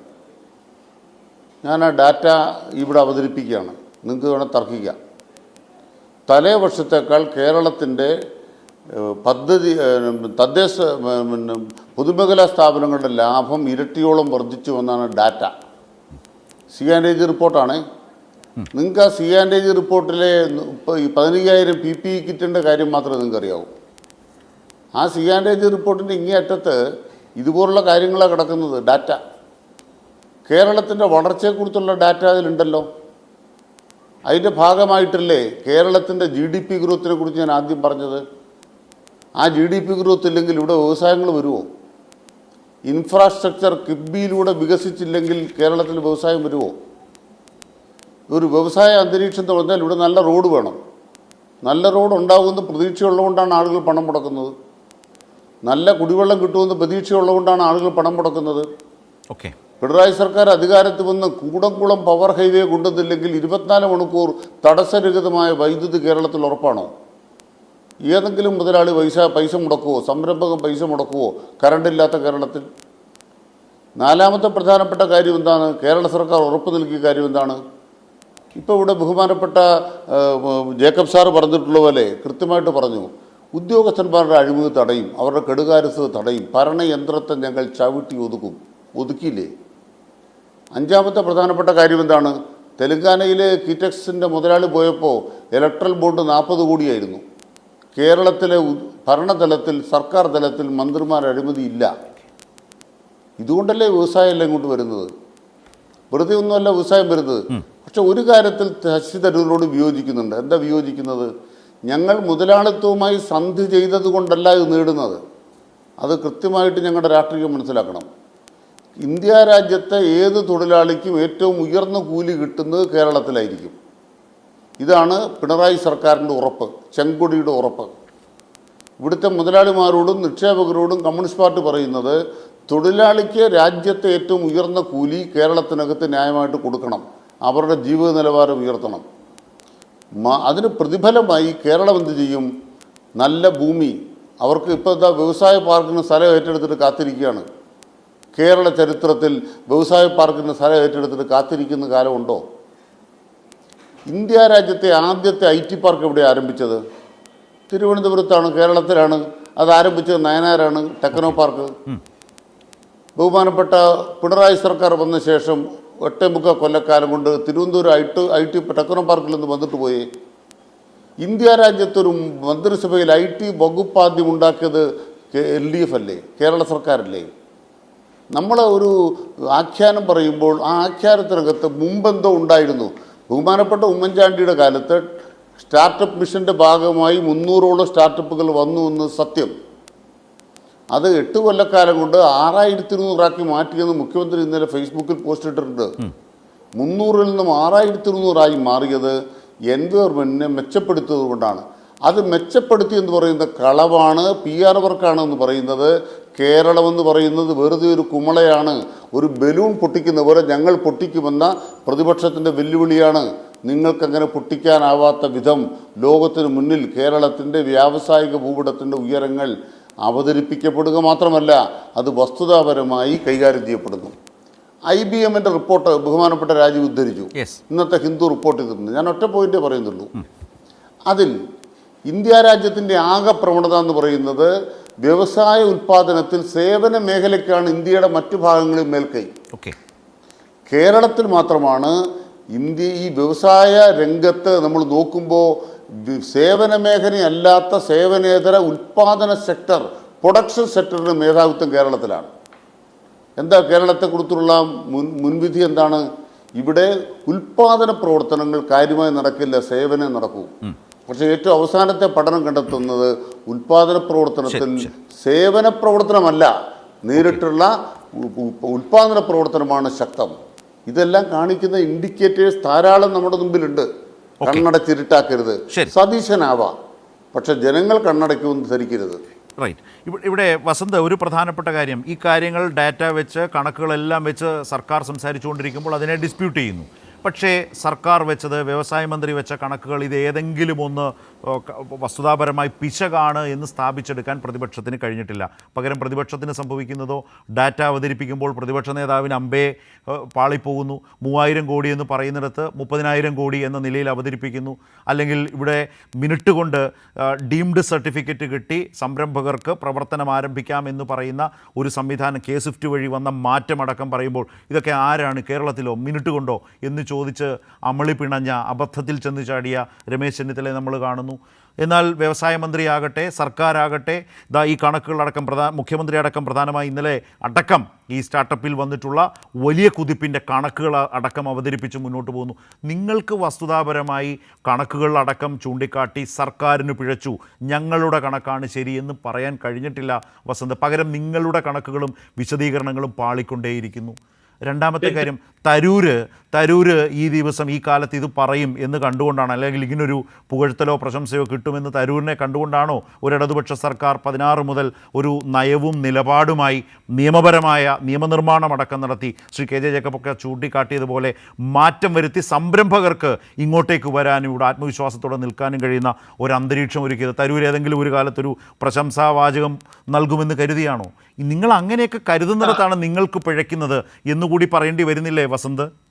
ശ്രീ ശരത്, ഞങ്ങൾ പറഞ്ഞല്ലോ, ഞാൻ ഈ ചർച്ചയിൽ എടുത്ത നിലപാടുള്ളതാണ്. അതായത് സ്റ്റാർട്ടപ്പ് എക്കോസിസ്റ്റം വളരുന്നില്ല എന്നൊന്നും ഞങ്ങൾ പറഞ്ഞില്ല. അതുപോലെ തന്നെ ഈ വ്യവസായ മന്ത്രി P രാജീവ് അവതരിപ്പിക്കുന്ന കണക്കുകളിൽ അർദ്ധസത്യങ്ങൾ മാത്രമാണുള്ളത്, അത് തെറ്റിദ്ധരിപ്പിക്കുന്നതാണ്. അങ്ങനെ ഈ ചർച്ചയുടെ ഇടയ്ക്ക് ഏതാണ് പറയുന്നത്, വിഷ്വലൈസ് ചെയ്യിപ്പിച്ച ചെയ്ത ഒരു വീഡിയോ ഉണ്ടല്ലോ വ്യവസായ മന്ത്രിയുടെ. ആ വീഡിയോയുടെ അവസാനം, ആ വീഡിയോയിൽ തന്നെ അദ്ദേഹം പറയുന്ന ഒരു വ്യവസായ സംരംഭമാണ് സെന്റ് മേരീസ് റബ്ബേഴ്സ് കാഞ്ഞിരപ്പള്ളിയിൽ. എന്റെയും ശ്രീ അനിൽകുമാറിനെയൊക്കെ നാടായ കോട്ടയത്തുള്ള Saint Mary's Rubbers. Saint Mary's Rubbers ആണ് ഇന്ത്യയിൽ തന്നെ ഏറ്റവും കൂടുതൽ ഗ്ലൗസ് പ്രൊഡ്യൂസ് ചെയ്യുന്ന, സംശയമില്ല.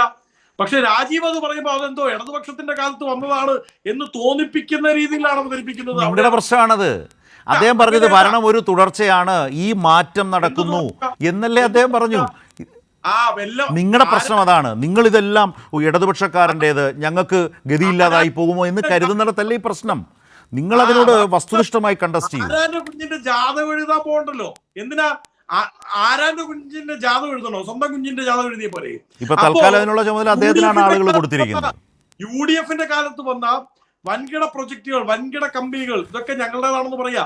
രണ്ടാമത് മറ്റൊരു പ്രശ്നം, ഈ പ്രൈവറ്റ് സെക്ടറിലും ഈ പറയുന്ന സ്റ്റാർട്ടപ്പുകളിലുമൊക്കെ തൂണിന്റെ തുരുമ്പിന്റെ പങ്ക് സംസ്ഥാന സർക്കാരിനില്ലെന്നേ, ഉണ്ടെങ്കിൽ ഉണ്ടെന്ന് പറയട്ടെ.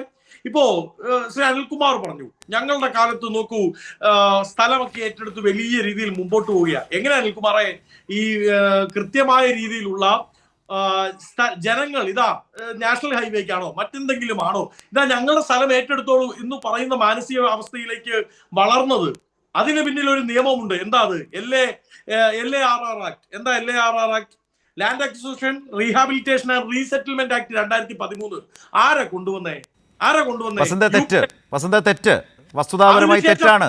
ആ നിയമത്തിൽ ദേശീയപാതയ്ക്ക് വേണ്ടി സ്ഥലം ഏറ്റെടുക്കുന്നതിന് നിങ്ങൾ പറഞ്ഞ കോമ്പൻസേഷൻ കൊടുക്കാനുള്ള എലിജിബിലിറ്റി അതിലില്ല, അതിൽ ദേശീയപാത ഇല്ല. അതിൽ എക്സിക്യൂട്ടീവ് ഓർഡർ വന്നു. തെറ്റ് ഇല്ല, തെറ്റ് തെറ്റ് ഞാൻ അങ്ങ് ഇല്ലെന്ന്. അതിൽ ദേശീയപാതയില്ല. നിങ്ങൾ അതിൽ ലിസ്റ്റ് ചെയ്തിരിക്കുന്ന ഏതൊക്കെ കാര്യങ്ങൾക്ക് വേണ്ടി ഭൂമി ഏറ്റെടുക്കാം എന്ന് പറയുന്നിടത്ത് ദേശീയപാതയില്ല.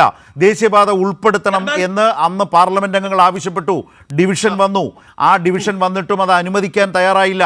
ആ ഭേദഗതിയെ വോട്ടിനിട്ട് തള്ളി. നിങ്ങൾ പറയുന്ന മൻമോഹൻ സിംഗ് സർക്കാരിൻ്റെ കാലത്തെ ആ മികവിൻ്റെ നിയമത്തിൽ ദേശീയപാതയില്ല. ദേശീയപാതയ്ക്ക് ഇല്ലാത്ത ദേശീയപാത വികസനത്തിന് വേണ്ടി ഭൂമി എടുത്തപ്പോൾ കേരളം അതിൻ്റെ ഏറ്റവും പ്രധാനപ്പെട്ട മാർക്കറ്റ് വില അനുസരിച്ച് ഫിക്സ് ചെയ്ത് കൊടുക്കുകയായിരുന്നു. തെറ്റാണ്. അതിനുശേഷം 2015 കേരളത്തിന്റെ മന്ത്രിസഭ എക്സിക്യൂട്ടീവ് ഓർഡർ ഇറക്കിക്കൊണ്ട് കേരള സർക്കാർ, യെസ്, കേരള സർക്കാരാണ്. ആരാ 2015 ആരാന്ന്? നിങ്ങളാണോ ഭരിക്കുന്നത്? യെസ്, എന്നിട്ട് എന്തായിട്ട് ചെയ്യാഞ്ഞത്? ഇതാ ഇവിടെ പിണറായി ചെങ്കോട്ടയുടെ ഉറപ്പാണ് കേട്ടോ, എന്ത് ഈ പറയുന്ന സാലറി കൊടുക്കുന്നത്, മിനിമം വേജസ്. വേറെ എന്തെല്ലാം നിങ്ങൾ പറഞ്ഞ ആ ഫാക്ട് തെറ്റാണെന്ന് ഞാൻ പറഞ്ഞുള്ളൂ. മൻമോഹൻ സിംഗ് സർക്കാരിന്റെ കാലത്ത് കൊണ്ടുവന്ന കോമ്പൻസേഷൻ എലിജിബിലിറ്റിയിൽ ദേശീയപാതയ്ക്ക് വേണ്ടി ഭൂമി എടുക്കുന്നതില്ല. ശ്രീ പി രാജീവൻ എന്തും വിളിച്ചു പറയാം. കാര്യം അദ്ദേഹം ഗെയിൽ പൈപ്പ് ലൈനെതിരെ സമരം ചെയ്ത് നമ്മൾ വെറുതെ വർത്താനം പറഞ്ഞു പോയിട്ട് കാര്യം. നമ്മൾ ഫാക്റ്റല്ലേ സംസാരിക്കുന്നേ. രാജ്യത്തിന്റെ നിയമത്തിൽ അതില്ലെന്നേ ഞാൻ പറഞ്ഞുള്ളൂ. വസന്ത് ഷിഫ്റ്റ് ചെയ്യാതെ. അങ്ങനെ ഇല്ല വസന്തേ, നാളെ ഈ തെറ്റ് ആവർത്തിക്കരുത്, അതുകൊണ്ട് പറഞ്ഞതാ. ഗെയിൽ പൈപ്പ് ലൈൻ, ഗെയിലൊക്കെ അവിടെ നിൽക്കട്ടെ, ഗെയിലൊക്കെ കഴിഞ്ഞല്ലോ. സമരം ചെയ്തിട്ട് അത് ഉദ്ഘാടനം ശരി, വെരി സോറി. നമുക്ക് ആവശ്യത്തിന് ഫാക്ടറി നാട്ടിൽ വർത്താനം പറയാൻ കിടക്കുകയല്ലേ. ഞാൻ വരാം വസന്ത്, വരാം. 4 പേരോടും നമുക്ക് വളരെ വേഗത്തിൽ ചർച്ച അവസാനിപ്പിക്കേണ്ട ഒരു സമയത്തിൻ്റെ ക്രൈസിസിൽ നമ്മൾ നിൽക്കുകയാണ്. ഞാൻ അതുകൊണ്ട് വസന്ത് സിറേഖ് പറഞ്ഞെടുത്ത് നിന്ന് ശ്രീ ജേക്കബിനോട് അവസാനമായി, വ്യവസായ മന്ത്രിയും സർക്കാരും ഈ കാലത്ത് വിജയകരമായ മോഡലുകളെക്കുറിച്ച് പറഞ്ഞുകൊണ്ടേയിരിക്കുകയാണ്.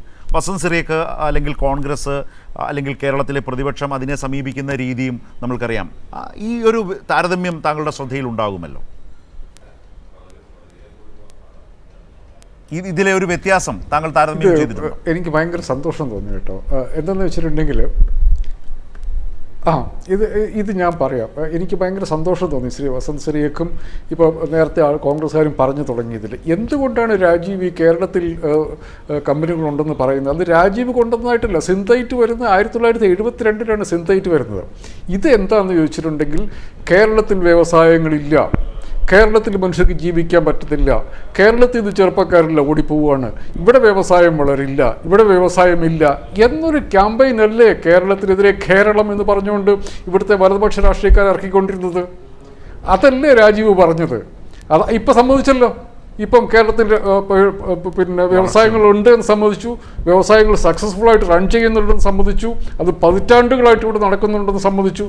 അതേ രാജീവ് പറഞ്ഞോളൂ. സത്യത്തിൽ പുതിയ ഒരു വ്യവസായം പോലും വന്നില്ലെങ്കിൽ പോലും, ഈ പുതിയ ഇൻവെസ്റ്റ്മെൻറ്റ് മീറ്റിൽ 1 രൂപ പോലും പുതിയതായിട്ട് ഇൻവെസ്റ്റ്മെൻറ്റ് വന്നില്ലെങ്കിൽ പോലും കേരളത്തിൽ വ്യവസായം നടത്താനുള്ളൊരു അറ്റ്മോസ്ഫിയർ ഉണ്ട് എന്ന് ഈ കേരളത്തിനെതിരെ നിരന്തരം ക്യാമ്പയിൻ ചെയ്യുന്ന ആൾക്കാർ എണീറ്റ് എന്ന് പറഞ്ഞാൽ സത്യത്തിൽ എനിക്ക് സന്തോഷമുണ്ട്. ഇനി ബാക്കി കാര്യങ്ങൾ ഓട്ടോമാറ്റിക്കായിട്ട് നടന്നോളും. എന്തുമാത്രം വൃത്തികേടുകളാണ് കേരളത്തെക്കുറിച്ച് പറഞ്ഞുകൊണ്ട് നടന്നത്. അത് മുഴുവൻ ഇപ്പം നിർത്തിവെച്ചല്ലോ. അപ്പോൾ കേരളത്തിൽ അത് രാജീവിനെ കൊണ്ട് പറയിപ്പിച്ചതാണ്. രാജീവിൻ്റെ അക്കൗണ്ട് വെക്കണ്ട, നിങ്ങൾ കേരളത്തിൻ്റെ അക്കൗണ്ടിൽ വെച്ചാൽ മതി. കേരളത്തിൽ വിജയകരമായി വലിയ വ്യവസായങ്ങൾ നടന്നുകൊണ്ടിരിക്കുന്നു.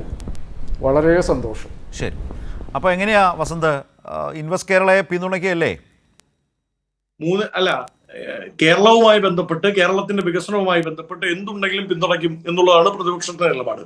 പക്ഷേ ഈ 3 ലക്ഷം സംരംഭങ്ങൾ വന്നു എന്ന് പറയുമ്പോൾ മിനിമം 2000 എങ്കിലും ഒരു മണ്ഡലത്തിൽ കാണിക്കണം. അത് എന്റെ മണ്ഡലത്തിലില്ല. നീ അനിൽകുമാറിന്റെയോ ശ്രീ KM ഞാൻ വസന്തിന്റെ കണക്ക് പ്രകാരം ചോദിക്കും, ഈ 3 ലക്ഷം പേര് 1 ലക്ഷം രൂപ വെച്ച് നിക്ഷേപിച്ചാൽ എത്ര കോടിയാണ്? വസന്തിന്റെ കണക്ക്, വസന്ത് പഠിച്ച കണക്ക് പ്രകാരം 3 ലക്ഷം പേര് 1 ലക്ഷം രൂപ വെച്ച് നിക്ഷേപിച്ചാൽ അത് എത്രയാണ്? ചോദ്യം 3000 കോടിയോ 30,000 കോടിയോ? അതിൽ താങ്കളുടെ അഭിപ്രായത്തിൽ നിൽക്കുമോ, പ്രതിപക്ഷ നേതാവിന്റെ അഭിപ്രായത്തിൽ നിൽക്കുമോ? അതിൽ വസന്തിന്റെ അഭിപ്രായത്തിൽ നിൽക്കുവോ, പ്രതിപക്ഷ നേതാവിന്റെ അഭിപ്രായത്തിൽ നിൽക്കുവോ? പ്രതിപക്ഷത്തിരിക്കുമ്പോ സമരവും ചോദ്യമല്ലേ, ചോദ്യം വളരെ കണക്ക് വെച്ചൊരു ചോദ്യം ചോദിച്ചിട്ട് എന്റെ വസന്തേ, ഞാൻ ഒരു സംശയം ചോദിച്ചോട്ടെ, 3000 30,000 ഇത്രയും സംരംഭങ്ങൾ? എന്റെ ചോദ്യം കേട്ടില്ല എന്ന് നടിക്കണ്ട, എന്റെ ചോദ്യം കേട്ടില്ല എന്ന് വസന്ത് നടിക്കണ്ട. ഞാൻ ചോദ്യം വീണ്ടും ചോദിക്കും. 3 ലക്ഷം പേർ 1 ലക്ഷം രൂപ വെച്ച് നിക്ഷേപിച്ചാൽ ആകെ എത്ര കോടി? 3000 കോടിയോ 30,000 കോടിയോ? വസന്ത്, ഞാൻ തിരിച്ചൊരു ചോദ്യം ഇല്ല, വേണ്ട, സോറി, അത് ഞാൻ എടുക്കുന്നില്ല. താങ്കളുടെ പാർട്ടിയുടെ വക്താവായി ഉത്തരം പറയാൻ ബാധ്യതപ്പെട്ടയാളാണ്. അടിക്കാനേ പറ്റുള്ളൂ വ്യവസായ മന്ത്രിക്ക്. Very sorry. പ്രതിപക്ഷ നേതാവിന്റെ വാദത്തിൽ നിന്നാണ് എന്റെ ചോദ്യം. അത് ഏറ്റെടുക്കാൻ കോൺഗ്രസ് പ്രതിനിധി തയ്യാറാണോ? അല്ലല്ല, ഞാൻ തിരിച്ചാണ് എന്നോട് ചോദിക്കണ്ട. പ്രതിപക്ഷ നേതാവ് പറഞ്ഞാൽ ഞാൻ ചോദിക്കുന്നുള്ളൂ. എന്നോട് ചോദിക്കേണ്ട കാര്യം എന്ത്? ഒരു കാര്യമില്ല വസന്തേ. ഇങ്ങനെ ഡാറ്റകൾ പറഞ്ഞ് തെറ്റിക്കൊണ്ടിരിക്കുകയാണ്, കണക്കുകൾ പറഞ്ഞ് തെറ്റിക്കൊണ്ടിരിക്കുന്ന പ്രതിപക്ഷമാണ്. ഇത്രയേ ഉള്ളൂ, ഞാൻ അത്രേ പറയാൻ ശ്രമിച്ചുള്ളൂ. കുറച്ചുകൂടി കാര്യമായി കാര്യങ്ങളെ സമീപിച്ചാൽ കൊള്ളാം. ഇവിടെ ശ്രീ ജയചന്ദ്രൻ, പ്രതിപക്ഷം കുറച്ചുകൂടി വസ്തുനിഷ്ഠമായി കാര്യങ്ങളെ മനസ്സിലാക്കാൻ ശ്രമിക്കേണ്ടതുണ്ടോ? വളരെ ചുരുക്കി.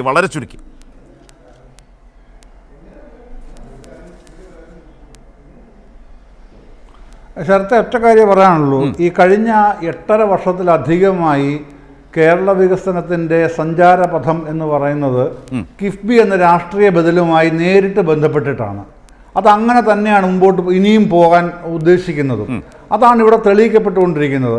അതിനെതിരെ എത്രയൊക്കെ പറഞ്ഞാലും കേരളത്തിൻ്റെ മുതലാളിത്ത വികസനത്തിൻ്റെ പാത അങ്ങനെയാണ് ഇങ്ങനെയാണെന്നൊക്കെ ജയസഡൂരിമാർ എത്ര പറഞ്ഞാലും ശരി, കിഫ്ബിയാണ് രാഷ്ട്രീയ ബദൽ എന്നുള്ളത് ഈ ഗവൺമെൻറ് ശക്തിയായിട്ട്, ഒന്നാം പിണറായി ഗവൺമെൻറ്റും രണ്ടാം പിണറായി ഗവൺമെൻറ്റും അതിശക്തിയായി കേരളത്തിൽ തെളിയിച്ചുകൊണ്ടിരിക്കുന്നു. അതിൻ്റെ കൂടെ ഫലമായിരിക്കും ഈ വരുന്ന സമ്മിറ്റിൻ്റെ റിസൾട്ട് എന്ന് പറയുന്നത്. അവിടെ അതേക്കുറിച്ച് തന്നെയാണ് എനിക്ക് ശ്രീ അനിൽകുമാറിൻ്റെ അവസാനമായി ചോദിക്കാനുള്ളത്. കേരളത്തിൻ്റെ ഈ മാറ്റം, അതിൽ സർക്കാരിനൊരു നിലപാടുണ്ട്, അതിനനുസരിച്ച് റിസൾട്ട് ഉണ്ടാകുന്നുണ്ട്. ഇത് കണ്ട് വിരണ്ടു നിൽക്കുന്ന പ്രതിപക്ഷമാണോ?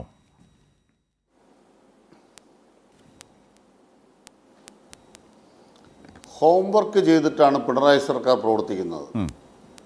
വ്യവസായ വകുപ്പ് എന്ന് പറയുന്ന ഒറ്റ വകുപ്പല്ല. മുഖ്യമന്ത്രിയുടെ നേതൃത്വത്തിൽ മന്ത്രിസഭയാകമാനം എടുത്തുകൊണ്ടിരിക്കുന്ന കൃത്യമായ പ്രവർത്തനങ്ങളിൽ കേരളത്തിലെ റോഡ് വികസനമുണ്ട്, നല്ല വെള്ളമുണ്ട്, സൂചിപ്പിച്ചതുപോലുണ്ട്, വൈദ്യുതിയുണ്ട്, ഇൻ്റർനെറ്റ് സംവിധാനമുണ്ട്, മറ്റ് ധാരാളം കാര്യങ്ങളുണ്ട്. ഇപ്പോൾ ഞാൻ മനസ്സിലാക്കുന്നത് IBMൻ്റെ ഒരു പഠനം, സ്റ്റാർട്ടപ്പുകളോട് അവർ ഇൻ്റർവ്യൂ നടത്തുന്നു. അപ്പോൾ ഈ 1 മിനിറ്റിൽ ഒരു വ്യവസായം തുടങ്ങുന്ന ഒരു പാക്കേജ് വന്നല്ലോ, ഇതിൻ്റെ ഏറ്റവും വലിയ എഫക്റ്റ് എന്താണ്? അവർ പറയുന്നൊരു മറുപടി എന്താണെന്നറിയോ?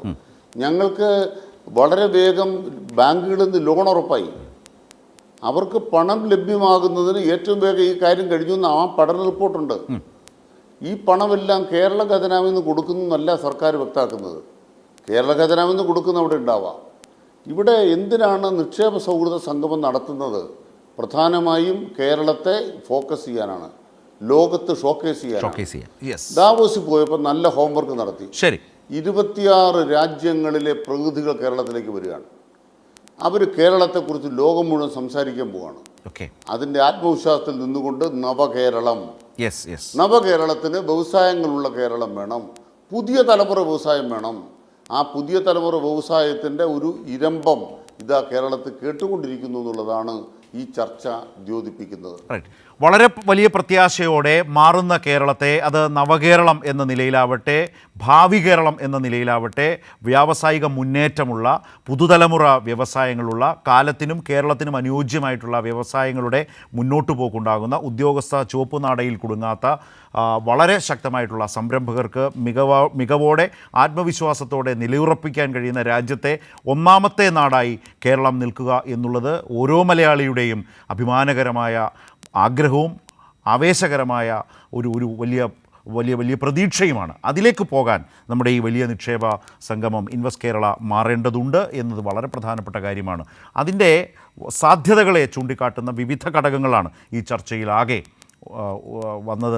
ഉയർന്നു വന്നത് എന്നാണ് ഞാൻ വിചാരിക്കുന്നത്. വളരെയധികം നന്ദി 4 പേർക്കും.